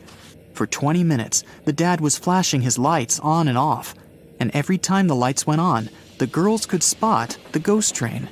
When he turned the car around, they saw the mysterious red light as well. The spot was rather far away from the track, so it was possible to see it thanks to diffraction. The light passed through a little opening, maybe the trees, and became larger. The smart girls received gold medals at the science fair for their project. 10 years later, a similar story happened in Anson, Texas. Each night, the locals noticed a mysterious light at one spot of the highway. They called it Anson Light and believed it was a mother with a lantern searching for her son. He'd disappeared in a snowstorm a long time ago. His mom went looking for him and never came back either. A group of students didn't believe in this beautiful story and decided to find the source of light with their iPhones. They followed Google Maps down the dirt road to a highway that they thought to be the light source. Halfway to the light, it was already clear it was really coming from cars, and not a mother with a lantern. It's easy to be a ghostbuster outside with your friends, but what if you had a ghost in your own home? This is what happened to a family who moved into an old house in 1921. The house was huge, with gas lights, no electricity, and many passageways. Just a classic movie haunted house. One morning, the lady who went down in records as Mrs. H heard footsteps over her head when she was home alone. She rushed upstairs and found an empty room. She checked every room and also looked one floor up. It was all empty. Then, she started hearing strange noises when she was in bed at night. It sounded like someone was moving furniture and china and sighed in the silence. Whatever was haunting the family was getting braver and braver. It followed them along the halls. It felt like it was about to approach them and come into contact. One of the children of Mrs. H once ran into her room and asked why she was calling him. She said it must have been the wind, but the child was positive it was someone's voice. The plants didn't live long in that house. Finally, the scariest thing happened. Mrs. H woke up one night and clearly saw a man and a woman in her room. She had to stop it all somehow, so she asked her brother-in-law for help. He did his research and suggested it could be a carbon monoxide leak. This colorless, odorless, and tasteless gas had caused similar visions in other people. When they checked the gas, they found the gas was coming out of the furnace and into the room instead of going out through the chimney. It gave the family headaches, hallucinations, dizziness, and other unpleasant symptoms. Some ghosts leave fingerprints behind, or so says the San Antonio legend. According to it, in 1938, a school bus was driving through a rough snowstorm and got stuck on the train tracks. When the train crew saw the bus, they did their best to stop, but it was impossible to avoid the collision. No one in the bus had survived in that accident, and ever since, the ghosts of those people are protecting others from the same fate. Hundreds of people have visited the spot ever since to play with destiny. They leave the car in neutral on so-called ghost tracks and wait for the ghosts to come and help them out. Some people put baby powder on their cars to have fingerprints as evidence. And they do see the fingerprints once they get out of the car. Turns out there's a logical explanation for this one as well. There's an incline on the tracks, so when the car moves a bit, you can see your own fingerprints in baby powder. And the original story that inspired the legend didn't even happen in San Antonio, but in Salt Lake City, Utah. Something unexplainable was happening on the campus of Coventry University in England. Whoever visited the 14th century cellar ran out of it in fear. They said they'd seen a ghost of a woman. One lecturer at the school, who was also a part-time ghostbuster, decided to debunk the mystery. He was once working at his lab when he felt the presence of someone else. He was brave enough to do research in the cellar and found out the reason for all this madness was what he called the fear frequency. The levels of sound frequency in the cellar were so high that they made people see optical illusions, feel anxiety and get chills down the spine. A similar effect makes you hear humming of a glass when you're running a damp finger on it. A small village of Kalachi in Kazakhstan has become home to a unique, mysterious sickness nicknamed the Sleep Hollow. Back in 2013, the first villagers got affected by it. They were doing their regular routine, biking, going to work, or chatting with friends, when suddenly they'd fall asleep. It all looked similar: slurred speech, lightheadedness, and then boom! Some of them only woke up after 6 days of loud snoring. And when they did, they didn't remember anything that happened to them and experienced weakness and headaches. The Sleeping Beauty style sickness affected people of all ages, including kids, and even a cat named Marquise. Its owner said the cat started attacking walls, furniture, and the family dog. Then it dozed off and was snoring like a human for hours. More than 150 people got the Sleep Hollow in 3 years. Doctors and sleep disorder experts struggled to find a solution.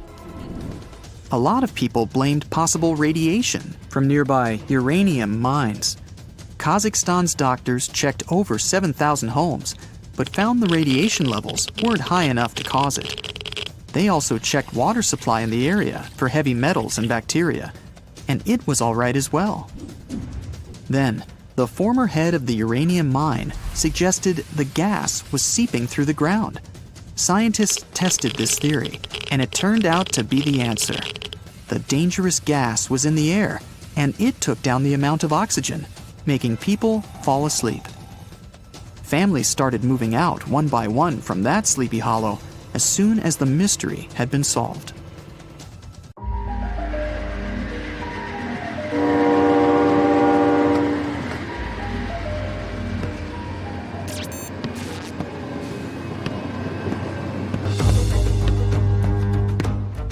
How long does it normally take for a package to get to you? A day? A week? A month? How about over 3 years? Well, something like that happened in India not too long ago.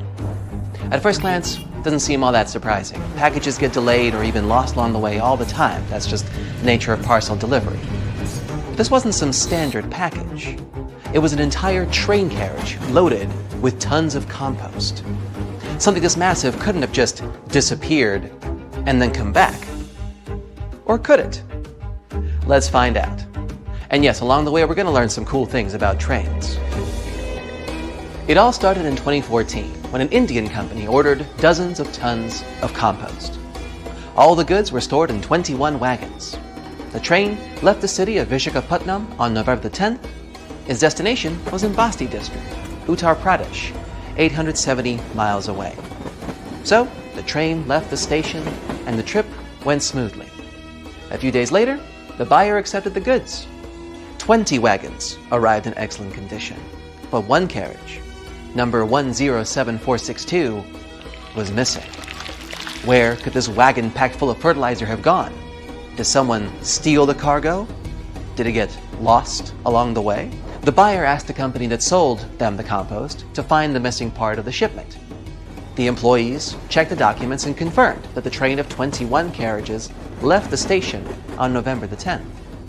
Several people from the rail station saw it. Then the train passed through some settlements and lost one carriage. But how?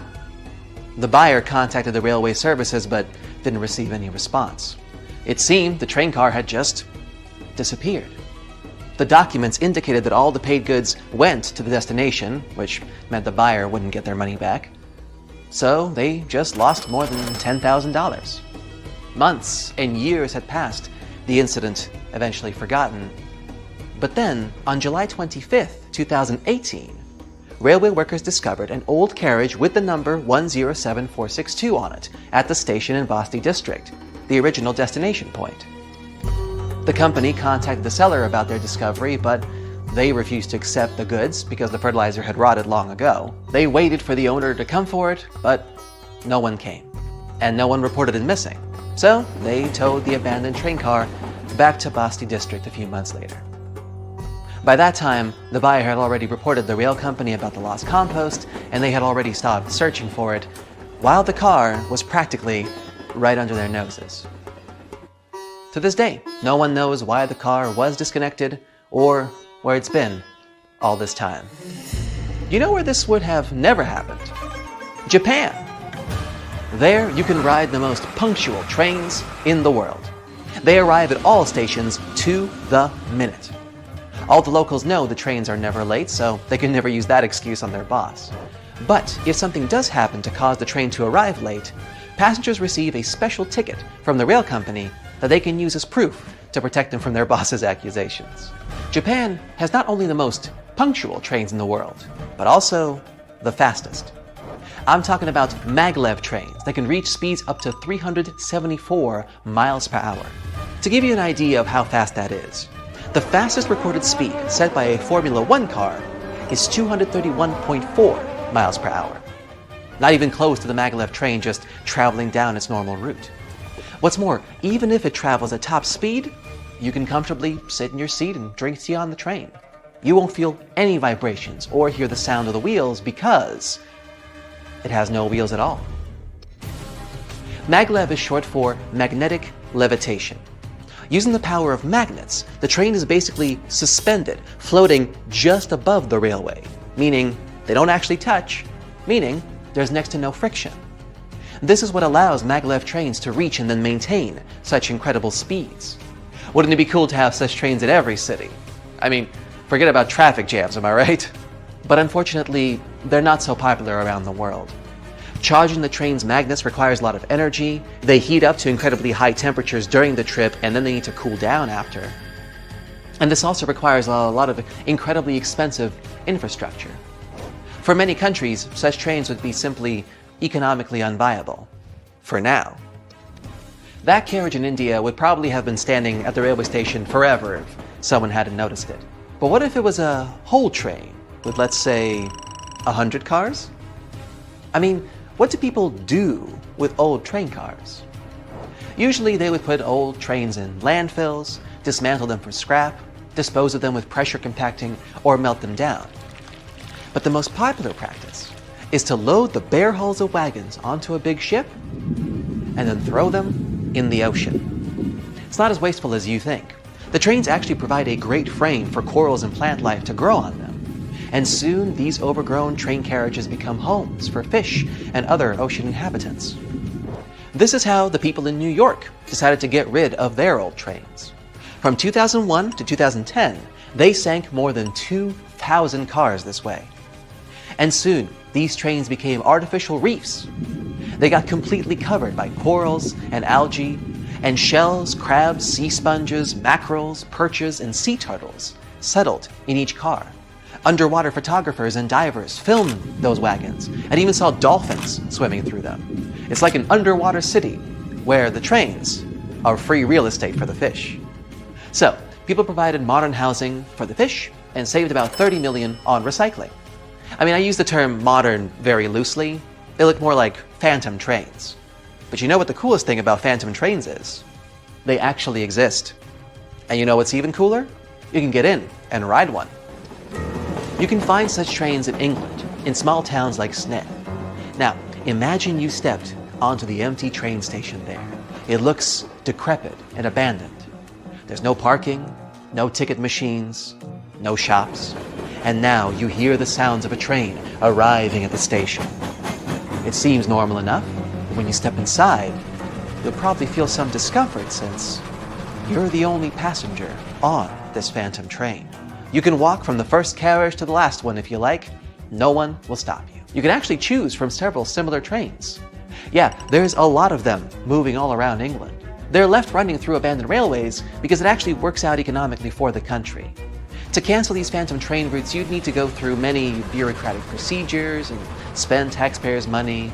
And there's no need to do all of that if the trains just go and don't bother anyone.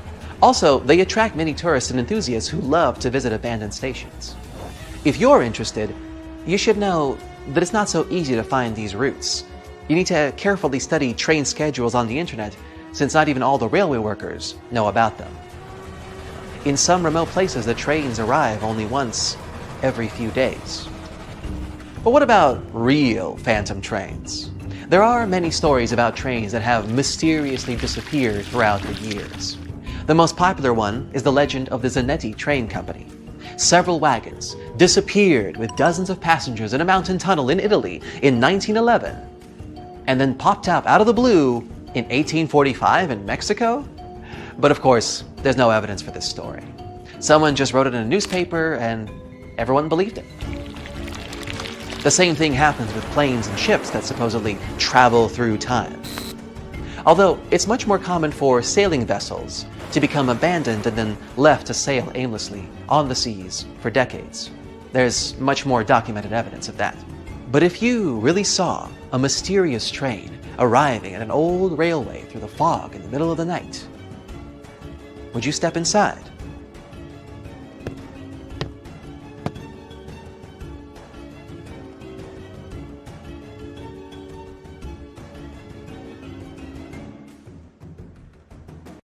China plans on building a train that will connect mainland China to the United States. The track will start in the northeast region and then make its way through Siberia in eastern Russia. It will then go under the sea through the Bering Strait into Alaska in the US through a 125-mile underwater tunnel. It will then flow across Canada's Yukon Mountains and British Columbia and finally to the United States. And once there, it can connect to every major train station in America. The total distance, around 8,000 miles. This China, Russia, Canada, and US network was conceived in 2014 by a group of Chinese engineers who had a vision of a major transcontinental train track. They claim that if the project is built, then you will need just 2 days for a trip from China to America without having to go to the airport. A train ride is much smoother than a plane and offers people better opportunities to experience traveling near the ground rather than up in the air. And the trip itself can boost tourism across 4 countries. Even though a plane ride from China to the US takes just 14 hours, depending on where you're coming from, anyone will get to experience the joys of looking out of the window and seeing yourself whisk through the land. This new rail system will be 1,800 miles longer than the Trans-Siberian Railroad, which is the longest railroad in the world, and the tunnel itself will be 4 times longer than the English Channel. If the project gets the green light, then it would cost a total of $200 billion. Building on the main surface won't be so much of a hassle and won't be as challenging as one would expect. But the tunnel in the Bering Strait will require many skilled and experienced engineers to construct it. And they have already figured out how they're gonna do it. It will be divided into 3 levels with 2-way traffic. The upper level will accommodate the high-speed trains, while the bottom level will be for the slow-moving cargo and passengers, while the middle level will be reserved for emergencies. The cargo train can move up to 100 million tons of cargo, which makes up 8% of the world's freight cargo between Europe, Russia, China, Japan, South Korea, Canada, and the United States. Passengers wanting to leave from Alaska to Russia and vice versa will only have to take a 20-minute high-speed train ride to their destination. The tunnel alone in the Bering Strait will cost around $35 billion. From start to finish, it could take anywhere between 12 to 15 years to complete. The project will involve many international firms and construction companies to help out with completing it. This could possibly be the most expensive project in history if funded properly. And it has to be strong enough to handle the icy waters in the Bering Strait and the strong waves around it. The China, Russia, Canada, America railway line would be the most expensive and ambitious mega project in history and would take years to complete. But according to some resources, China is confident that they have the technology necessary to do something of this scale. It will change the transportation industry forever and increase tourism across all continents. If this project is going to be built, then it would be technically possible to travel from a train station in Portugal all the way to the United States. Europe has an impressive train network that's all connected to each other. From Eastern Europe to Central Asia, you could take a train from certain countries until you end up in China. For the past 20 years, China's speedy rail network has grown incredibly. It has the world's largest high-speed rail network that covers more than 23,000 miles. Based in Shanghai, it's also the fastest commercially operating train, which reaches speeds up to 270 miles per hour. So once in China, you can get on any train and speed off to wherever you want to. It will be the ultimate traveling experience to only travel by train from continent to continent. There won't be any need to travel by an airplane, so if you have fear of flying, let's say, then this will be the perfect way for you to go by. But building train tunnels underwater isn't easy. The best engineers have to figure out all the risks beforehand. The Channel Tunnel, for example, is an underwater train that takes you from London to Paris in just 2.5 hours at cruising speed. The train is highly equipped with the most advanced technology in the market to ensure comfortable travel. If you have any work to do, then you can just pop open your laptop and connect to the Wi-Fi. Want to take a break? Just head to the cafe for a quick drink and enjoy the lounge feel and the great beverages. And if you feel like watching a movie or catching up on your favorite TV series, then the train offers that too. You won't feel the time pass since you can just relax in luxurious leather seats in business premier class. Train travels at around 186 miles per hour and is considered to be the world's longest underwater tunnel, considering that most of it is submerged. The tunnel itself is 31 miles long and costs $6.3 billion. It began construction in 1988 and was completed 6 years later in 1994. It was considered to be one of the 7 wonders of the modern world, in line with the Empire State Building in New York, or the Panama Canal, or the San Francisco's Golden Gate Bridge. And just like the China to US Dream Project, this tunnel also has 3 tracks, 2 used for trains and a smaller one for emergencies. Each shuttle is 2.5 thousand feet long and needed 13,000 employees to construct it. Even though many people got to visit the City of Love in Paris and the multicultural hub of Europe in London, the channel is also used for import and export. According to some reports, 26% of traded goods travel between the UK and the rest of Europe each year using the tunnel. China approved the first underwater speed train from the port of Ningbo near Shanghai to Zhoushan, which is a group of islands on the east coast of China. The brand new railway will stretch for around 50 miles, with a decent part of it built underwater. What makes it cooler is that the train will rely on a magnetic track where the train cabins will float in the air on the tracks and speed away. If this project becomes a reality, then it will most likely feel like riding in a royal carriage. You can book cabins and rooms with multiple bedrooms and accommodations. You'd be treated like a guest of honor at any ceremony. Constant entertainment and food are yours all day long. Ticket prices may vary, but still be expensive, so not everyone could afford it. There's high-speed Wi-Fi, of course, in all areas, with some of the best seats in the world. It will be possible to live in Europe and work in Asia without flying. Even living in Russia and working in Alaska can be a reality. And if you were in the US, you can also remain on the ground and still get to London via the network. And once you reach Europe, you'd have to take the train to Paris and then the channel to London. But there hasn't been any news on the project so far.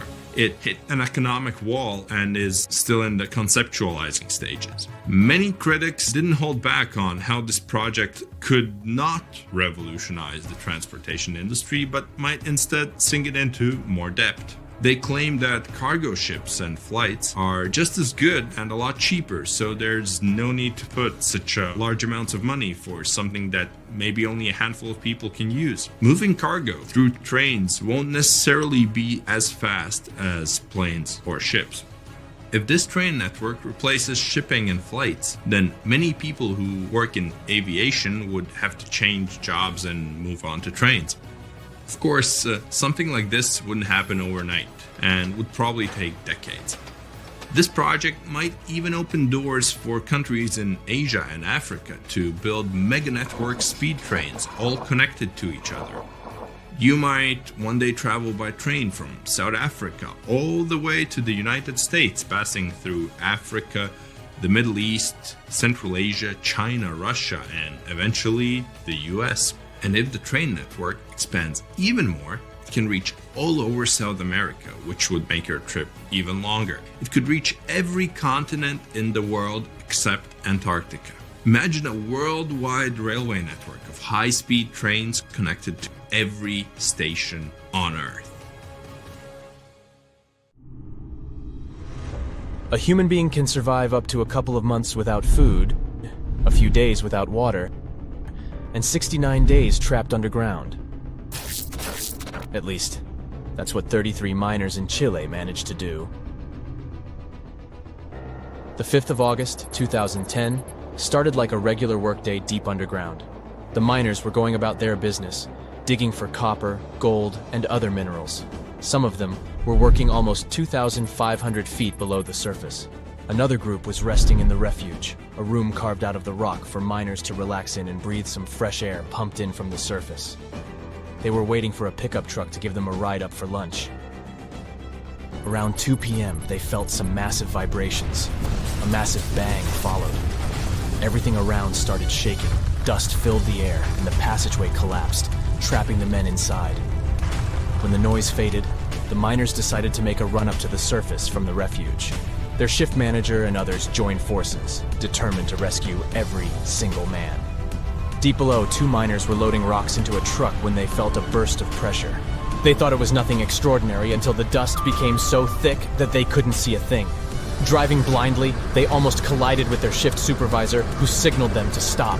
With the truck now packed with terrified men, they set on a treacherous journey toward the surface. The truck struggled under the weight of its passengers, but it pressed on. They met up with more workers, cramming onto the truck like sardines. Obstacle by obstacle, they moved to the surface until they bumped into a huge rock, weighing around 700,000 tons and as tall as a 45-story building. They sent the smallest of the miners to see if there was any hope of squeezing through next to the rock. He only managed to crawl 10 feet forward with a lamp in his hand and told everyone else there was no chance to get any further.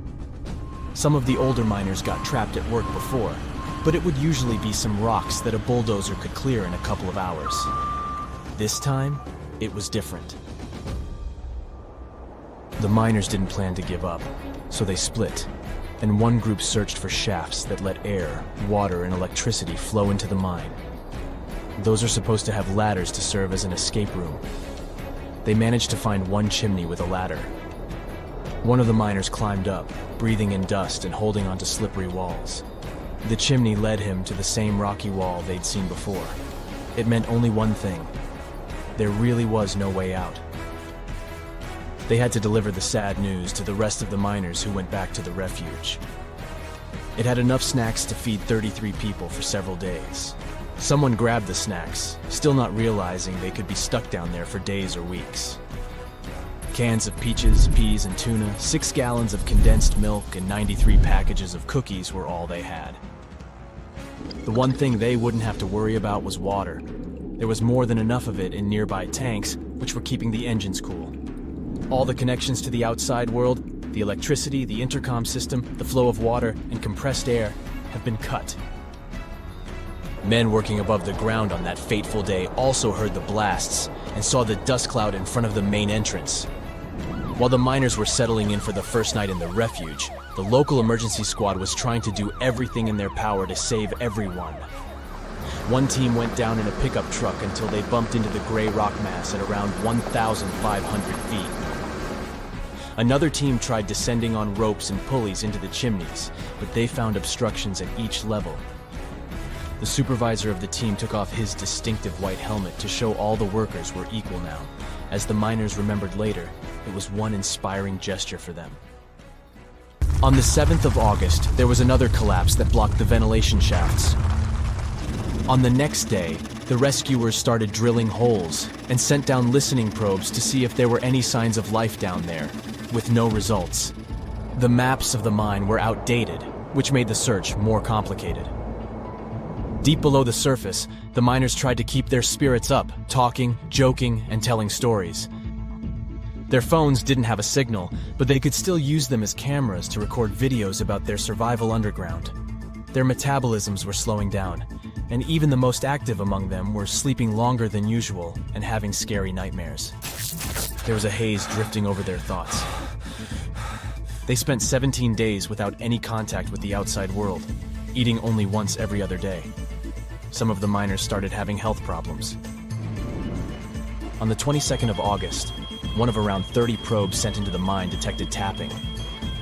It came back with a note saying, "All 33 of us are all right in the shelter." Soon, rescuers managed to deliver food, water, letters, first aid, and other necessary supplies through the narrow borehole. They also sent down high-tech video cameras that beamed back live footage of the men in their steamy, sauna-like surroundings. The miners invented a system of jobs and routines to survive in those conditions and remain sane. Above ground, an international team of engineering and mining geniuses put their heads together to crack the code of how to bring those brave souls back up to the surface. They came up with a plan to drill an escape tunnel and lower a capsule inside the mine, large enough to fit one person at a time. Then a crane would pull the capsule back to the surface. They brought 3 separate drilling rigs to the site and began work on the 30th of August, 25 days after the accident. The trapped workers were helping their rescue from below. They formed 3 teams and worked 8-hour shifts, demolishing debris caused by the drilling to reinforce the mine's walls. The original plan was to set them free by December, but Plan B drill finished working on a tunnel by the 9th of October. It took 2 more days to line up the tunnel with metal tubing. Finally, a rescue worker went down into the mine inside the capsule. The families and friends of the miners were waiting above the ground in a makeshift Camp Hope. The first worker got out of the mine after a 15-minute journey through 2,050 feet of rock inside the capsule. He was greeted as a hero. One by one, they all escaped from the refuge. Millions of people around the globe followed the rescue on live TV. It took less than a day instead of the planned 48 hours.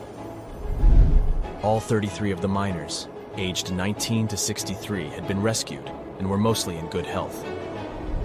They all had to wear dark glasses to help their eyes to the sun after being in a space with so little light for so long. One of the last miners to have climbed back up on the surface was Franklin Lobos, a former professional soccer player. While he was down there, teams around the world signed jerseys for him. Franklin got that welcome gift and a soccer ball. He said it had been the toughest match of his entire life. The incredible 33 were showered with love and praise. They were guaranteed 6 months of top-notch health care. They traveled to international destinations to talk as motivational speakers, appear in public, and explore famous landmarks. There was even a parade at Florida's Walt Disney World in the miners' honor. A movie named 33, based on their story, came out in 2015, featuring Antonio Banderas. He played the role of the miner who filmed daily video logs to assure the public that they were all right. This story, which many find to be a real miracle, went down in history and in the Guinness Book of World Records as the longest time survived trapped underground. We have only explored 5% of the ocean so far. Even this info alone should be enough to make people scared of getting lost in the ocean. On the other part of the spectrum, there are deserts. You need to be in survival mode there too. Shockingly, more people lose their lives from drowning than dehydration in the desert. But what's worse? Being trapped at sea without food? or getting lost in a desert. Being lost at sea is tougher for a bunch of reasons. There's no hiding from the sun during the day, freezing temperatures at night, and gusty winds most of the time. You're at the mercy of the sea, and depending on where you are, you might be dealing with massive 40-foot tall ocean swells. In places like the North Atlantic, staying afloat in the water is a struggle that lasts less than a minute. In wild seas, controlling your ride is a challenge. Capsizing or drifting in a random direction are real risks. The odds of a passing ship spotting and rescuing you are pretty slim unless you're floating in the area where a busy shipping route lies. You might think you can catch some fish, but the ocean might be 3 to 5 miles deep in many places, and marine inhabitants are likely to swim way below the surface. Catching them will require special gear, and even if you manage to catch something, you will still have no equipment to cook it. Surviving over a year adrift at sea might sound wild, but experts say it's doable with a bit of luck. One fisherman is living proof of this theory. He was rescued after more than a year of being lost at sea. Jose Alvarenga claimed he had set sail from Mexico in 2012, got carried off, and somehow ended up 5,000 miles away at the Marshall Islands. When he was found, his face was covered with a bushy beard. He had survived by catching fish, birds, and turtles with his bare hands. In tropical waters, having fresh water, staying afloat on a boat or raft, and having shelter from the sun, some food, and a signaling device are crucial. Having a 24-foot-long boat and a tarp played a big role in Alvarenga's survival. Generally, 5 to 6 weeks without food is the human limit. Catching birds and fish by hand is tricky, but if done cleverly, it might work out. Smaller turtles can be captured and tossed into the boat, providing fresh meat and preventing scurvy. In open waters, most turtles, birds, and fish are safe to eat raw. Marine toxins in fish are relatively uncommon. It's not that risky. Water is vital too. Rain, bird, and turtle blood, as well as their meat, which is high in water content, might help. In tropical environments, the main dangers are heat, solar radiation, dehydration, skin issues, and animal attacks. Alvarenga seemed confused at times because sun exposure, dehydration, and vitamin deficiencies can affect mental state too. As for the desert, it seems to be easier to survive there. There are plants, lizards, and snakes you can munch on. You can stay in the shade during the scorching day and move around when it's cooler in the evening and morning. We tend to think of the desert as a hot, dry expanse of land, but it can get cold at night. So get ready to build a fire. Starting a fire at night will keep you warm and make it easier for rescuers to spot you if you're lost. Sage and dry bushes make excellent fire starters, so do dry animal droppings. The key to surviving in the desert is conserving water. Focus on maintaining a normal body temperature and keeping your skin shaded from the sun. Find shelter in the shade that allows for a nice breeze. Avoid strolling around under the sun. Skip the drink cactus water myth. That might do more harm than good. The liquid inside cacti is toxic. Even if exhaustion tempts you to lie down, steer clear of the ground if you can. It can be 30 degrees hotter than the air temperature. If you have your car with you, take out the seats and put them on the ground in the shade. Try to figure out what can serve as a decent seat. Aim to keep at least 1.5 feet between you and the ground.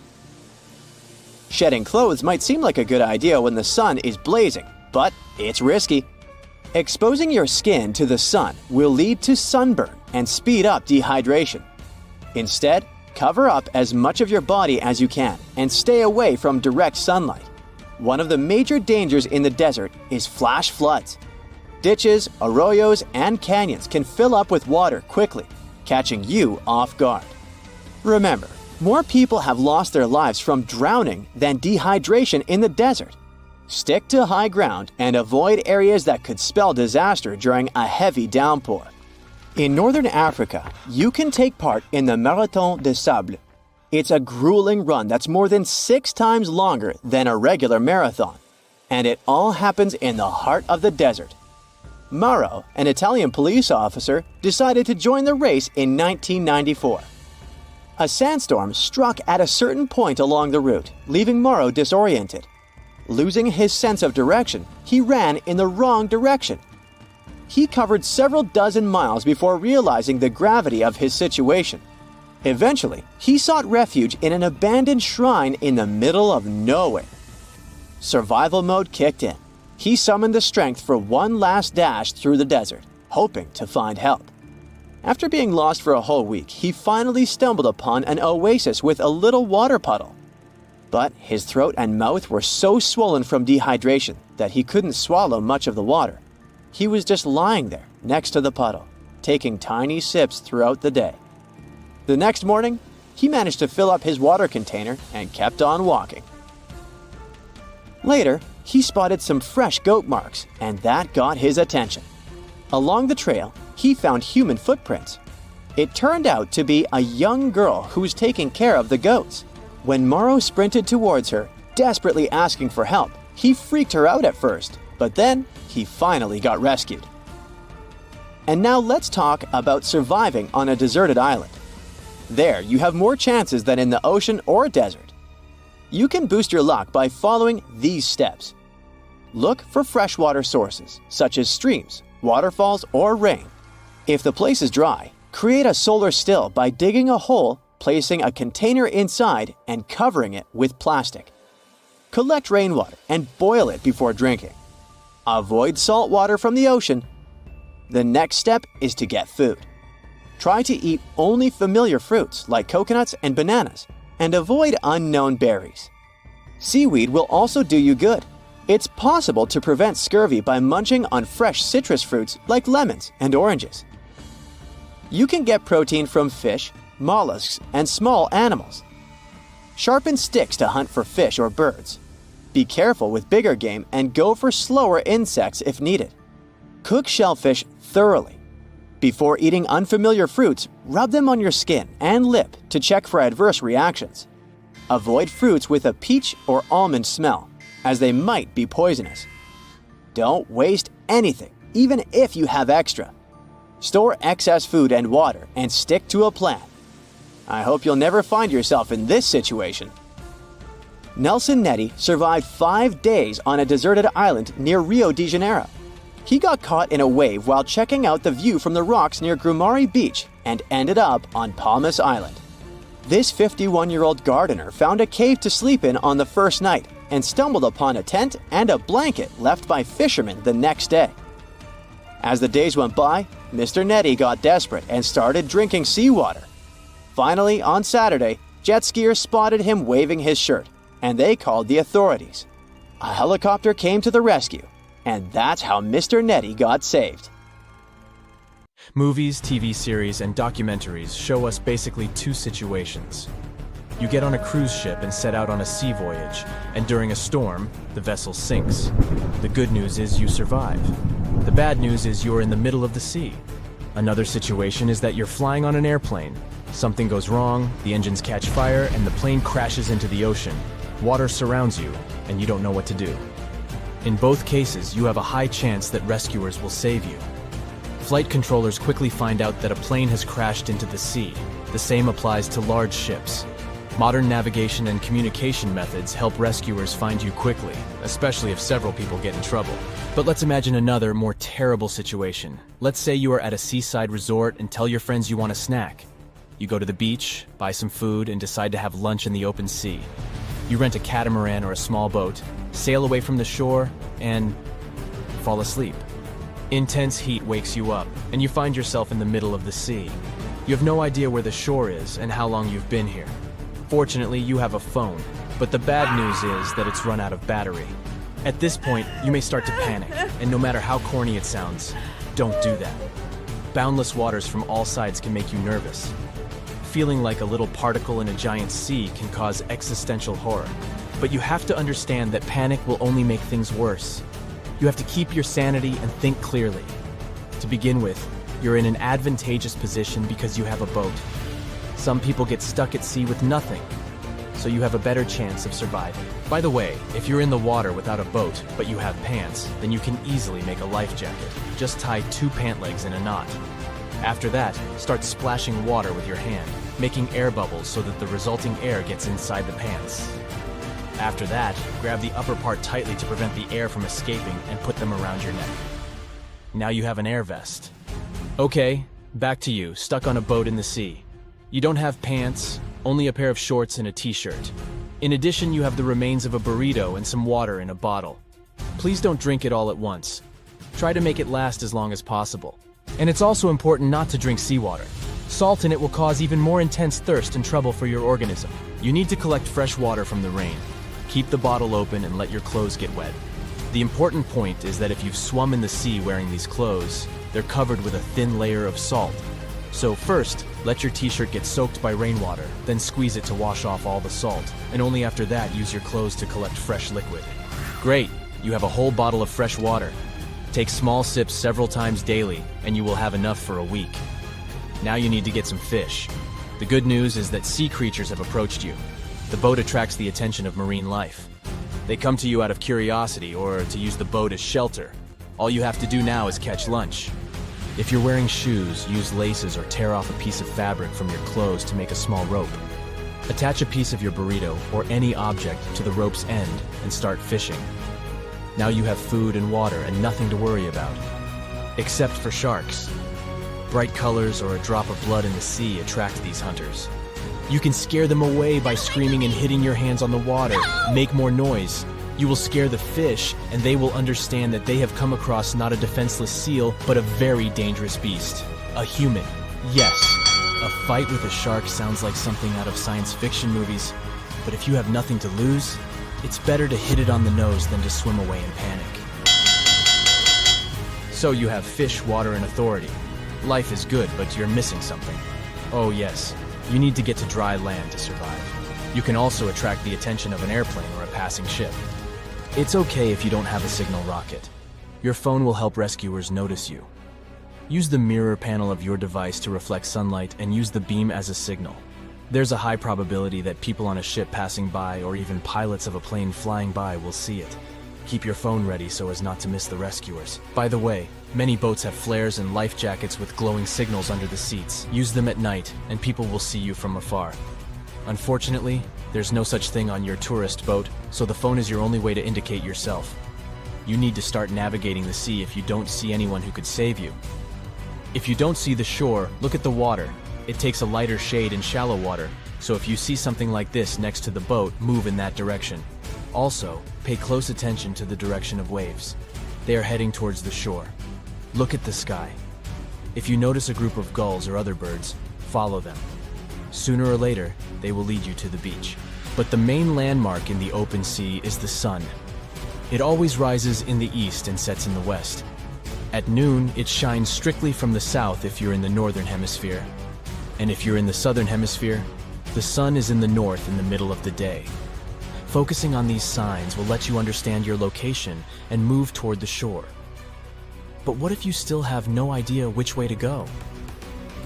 Try to imagine a morning in your hotel. Remember where the sun was and in what position you were relative to it. For example, if you were standing on the balcony and saw the sun rising to the right of your windows, you were facing south. Being in the open sea, imagine the direction of your hotel or house relative to the morning sun, and then move in that direction. There are other signs pointing toward the shore.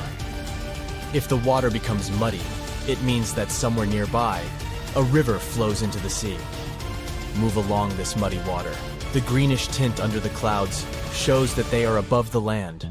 So, you've already been drifting for several days and have finished all your water supplies. At some point, you hear the screams of seagulls. You look up and see where they are flying. You follow them and notice some muddy water. You're hungry, exhausted, and thirsty, but happy because you know the shore is ahead. As night falls, you notice city lights in the distance.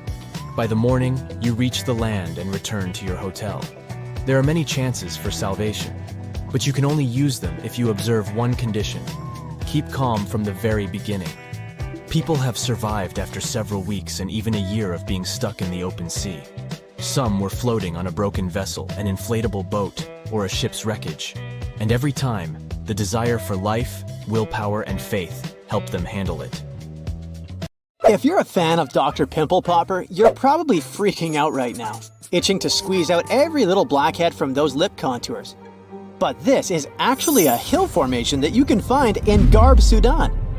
Knowing that perhaps makes it all the more creepy because it looks like the crack in the middle is swallowing up everything around it. This black hole scenario brings to mind our next stop, Vostok Island. This eerie spot is a 59-acre coral atoll situated in the southwestern Pacific Ocean, about 400 miles northwest of Tahiti. If you check it out on Google Earth today, it looks like it's been totally blacked out, sparking all sorts of wild theories.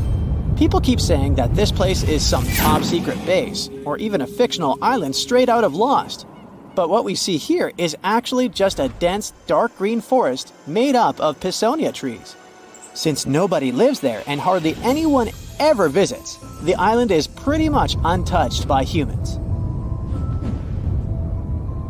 This massive star, or mandala, is situated just outside Beatty, Nevada. It has got the internet all puzzled, with people trying to figure out if it's evidence of some kind of extraterrestrial activity. To add to the mystery, this spot is right by the Tonopah Test Range, which is also known as the famous Area 52. Despite its creepiness, it's probably just one of the thousands of crop circles that gained fame after Google Earth came along. This spiral formation right here is also located in Nevada, and it definitely looks like another chilling crop circle. But things get even stranger if you use the street view option. As you zoom in closer and closer, you'll notice that it's made up of carefully arranged rocks. This labyrinth, so to speak, is part of an open-air museum situated in the ghost town of Rhyolite. And if that's not creepy enough, take a look around, and you'll see dozens of eerie men in white cloaks. Despite their lifelike appearance, these silhouettes are actually statues from an installation created by a Belgian artist in the 80s. Even stranger than stumbling upon a large circle on the ground is finding a bunch of them. Our next location in Wyoming is filled with peculiar circle structures to the point where it's hard to count them all. During the 20th century, this U.S. state shifted from a farming economy to an industrial one, dominated by the extraction of oil, gas, and coal. So, these circles are likely remnants of a tank farm. I mean, places where oil storage tanks used to be located. If you want to avoid nightmares, I highly recommend not searching for the mausoleum of Emil Becker in Poland.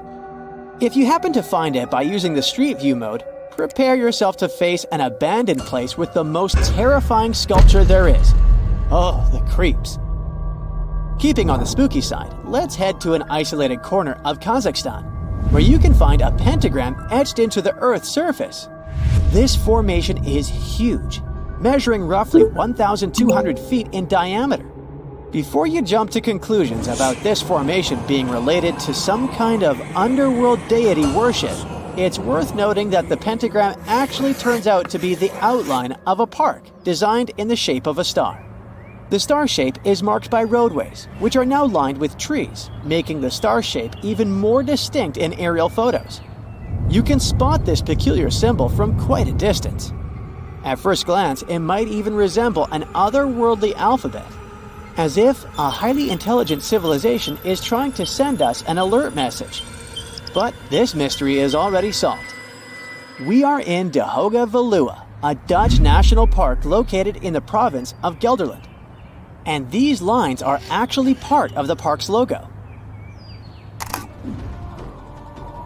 Search for these coordinates to find what looks like a land formation straight out of an extraterrestrial landscape, or perhaps a set from Avatar.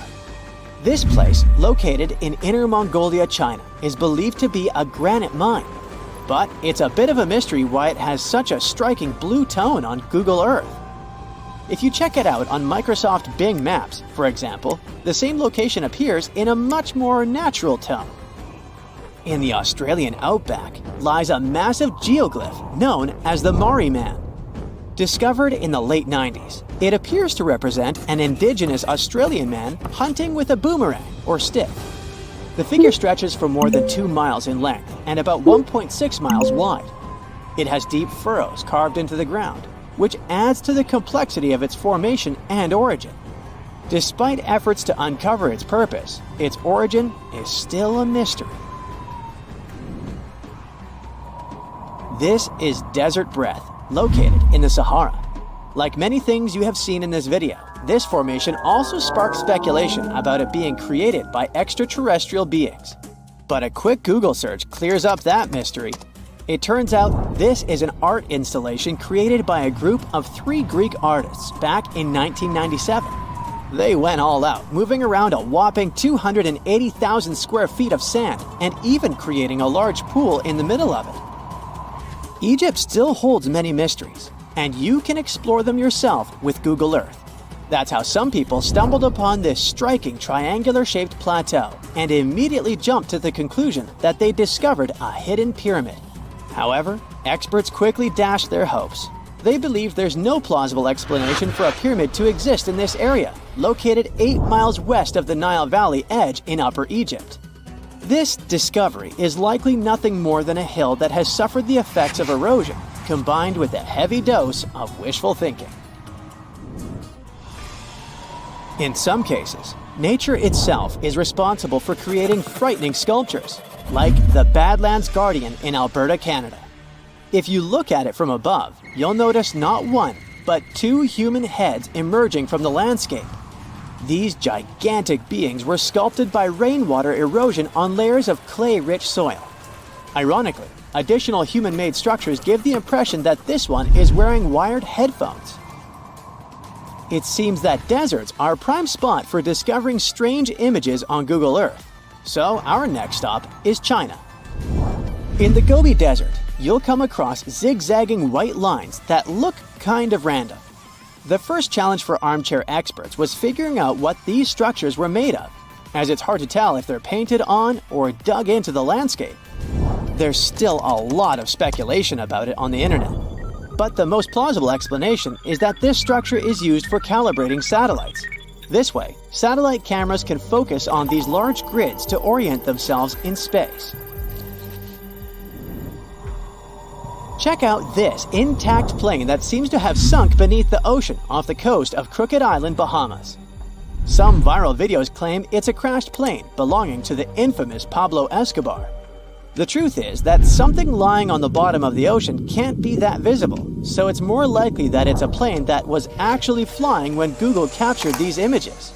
However, there is a strong belief that Pablo Escobar did have a plane that crashed nearby, but it was in another part of the Bahamas known as Norman's Cay.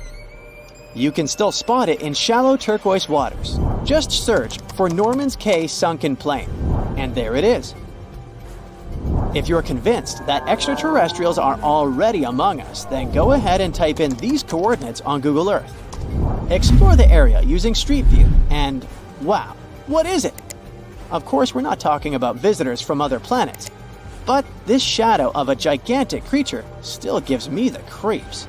Turns out, it's just a person lugging around one of those 360-degree Street View cameras tucked away in a trekker backpack. So hey, if you take a good look around Google Earth, you might stumble upon more of these elongated necked beings walking around the globe.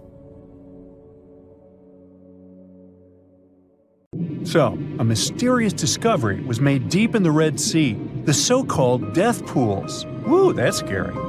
In 2020, researchers embarked on a dive into the Red Sea. The mission spot was in the Gulf of Aqaba, between Saudi Arabia and Egypt. Near the end of their expedition, as they ventured deeper into the darkening waters, they noticed some strange seaweed floating above the seafloor. They decided to use a remotely operated vehicle and investigate it. Suddenly, they discovered these strange, motionless lakes of water within the sea. These are called brine pools. They're basically pockets of salty water deep on the ocean floor. And when I say salty, I mean it. Sometimes they're up to 8 times saltier than the ocean water itself. Mysteriously, they don't mix well with the surroundings. They formed millions of years ago, sometime during the Miocene epoch.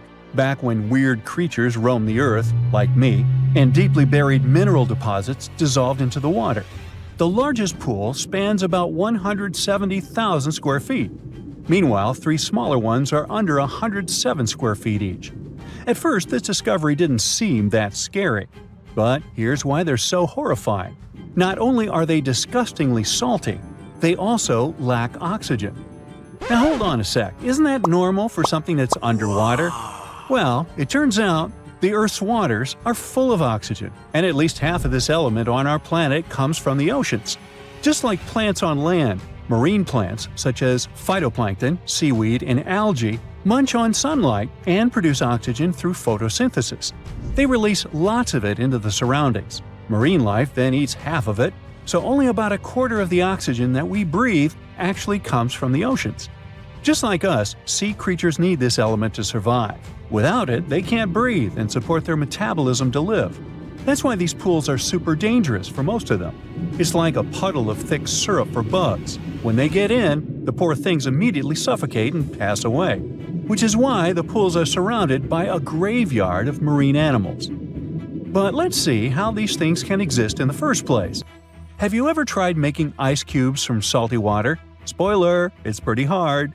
When you add salt, the water gets harder than usual to freeze, a phenomenon that has a funny name, freezing point depression. Oh, that's because salt interferes with the hydrogen bonds between water molecules. As it finally freezes, stuff like particles, dirt, or dissolved salts get pushed out to the sides. As a result, the salt's kind of squeezed out of the ice crystals and gets trapped near the edges in small bubbles or pockets. Something similar happens in the ocean when seawater starts freezing under super cold polar caps. The salt doesn't freeze with the water. Instead, it gets pushed out, forming a super salty cold liquid, the brine. And then it sinks down to the ocean floor. On a large scale, all this process also helps currents to form. Despite being so dangerous, the pools are still full of microbial life, because microbes couldn't care less, they'll survive anywhere. There are literally thick mats of them in the brines. There are also some salt-loving creatures, like shrimps and eels, hovering around the pool's edges. They're being super creepy, waiting to catch unsuspecting prey that ventures too close to the toxic death pool. Ew. Well, it sounds icky, I know. But this discovery gives us some fascinating insights into how life might have originated on Earth. We already know from the evolution theory that we came from the ocean, but now scientists think that life might have begun in the deep sea in some super dark, oxygen-free places. These brine pools are like time capsules. They're one of the closest things we found to the early Earth. They can tell us the planet's history of earthquakes, floods, tsunamis, and more. For example, they have some traces of rainfall that happened over 1,000 years ago. And they can also help us search for life on other water-rich planets. For example, Mars most likely used to have huge oceans on it. Now, NASA scientists want to send a special instrument called HABIT for a special red planet mission to study things similar to our brine pools. This will tell us more about how life appears and survives in the universe. There is lots of unexplored fascinating stuff like this in the Red Sea. That's why scientists conducted the so-called Decade Expedition and spent around 5 months exploring the place. This expedition was launched by the National Center for Wildlife. They made so many remarkable discoveries that now we've got 77 new research papers. For example, they found over 10 blue holes, incredible underwater sinkholes that host unique ecosystems. They also learned that dolphins can use those blue holes to protect their young from predators. Scientists also found traces of great white sharks, a creepy community of deep-sea lanternfish living in low oxygen conditions, and even a new coral species. It's the most resilient deep-sea corals that also vibe just fine without oxygen, like microbes we mentioned. Speaking of which, research also showed us some new ancient thermal vents and large blobs of microbial formations near Farasand Island. Now, can you believe that with all that, we only explored 5% of the ocean? It's divided into several layers based on depth. Each layer becomes darker and more isolated from sunlight as we go deeper. The places that no sunlight can reach are terrifying. Now, the fun, cute layer with dolphins and turtles is called the epipelagic or sunlight zone. It's so tiny, but even this layer is about 650 feet deep. Then we have the mesopelagic or twilight zone. It's the layer of mysterious octopus, shark, and other loners which extend to about 3,000 feet down. And then the horrors begin after this one. We encounter the bathypelagic or midnight zone. It extends to 13,000 feet below the surface, about a half of Everest above you. Here we have the famous poor blobfish, squids, and anglerfish. Below it is the abyssal zone. It extends to about 20,000 feet deep. Since there's not much sunlight or oxygen, as we mentioned, most creatures here are quite small, like tube worms and shrimp. The darkness continues until we arrive at the scariest place of the planet, the place full of trenches formed by tectonic plate movements, the Hadal Zone. It's named after Hades, the deity of the underworld in Greek mythology. Just like Hades' realm is dark, remote, and guarded, the Hadal Zone is the deepest and most depressing part of the ocean. It starts at depths of around 20,000 feet and can go down to 36,000 feet and more. The famous Mariana Trench also belongs to this zone. Only 3 people in history have ever explored these depths in person, making it one of the least explored and most mysterious places on our planet. However, despite crazy high pressure, near freezing temperatures, and complete darkness, there are still things who manage to survive here. Guys like amphipods, which are critters who feed on dead material sinking from above, and the Hadal snailfish, which lives as deep as 27,000 feet. So scientists used to assume that if there's no sunlight, there wouldn't be that much oxygen around. But one day, a research team decided to measure the levels of oxygen in one of those deep zones. Surprisingly, the levels were super high.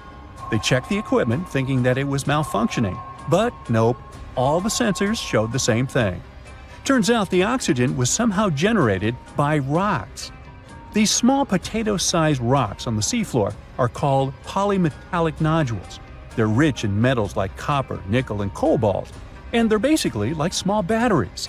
When you put a battery in salt water, it can produce bubbles of gas, a process called electrolysis. In the same way, these rocks create tiny electric currents, which are powerful enough to produce the same gases, splitting water molecules into hydrogen and oxygen. It's the first time we saw oxygen being produced by some non-living minerals.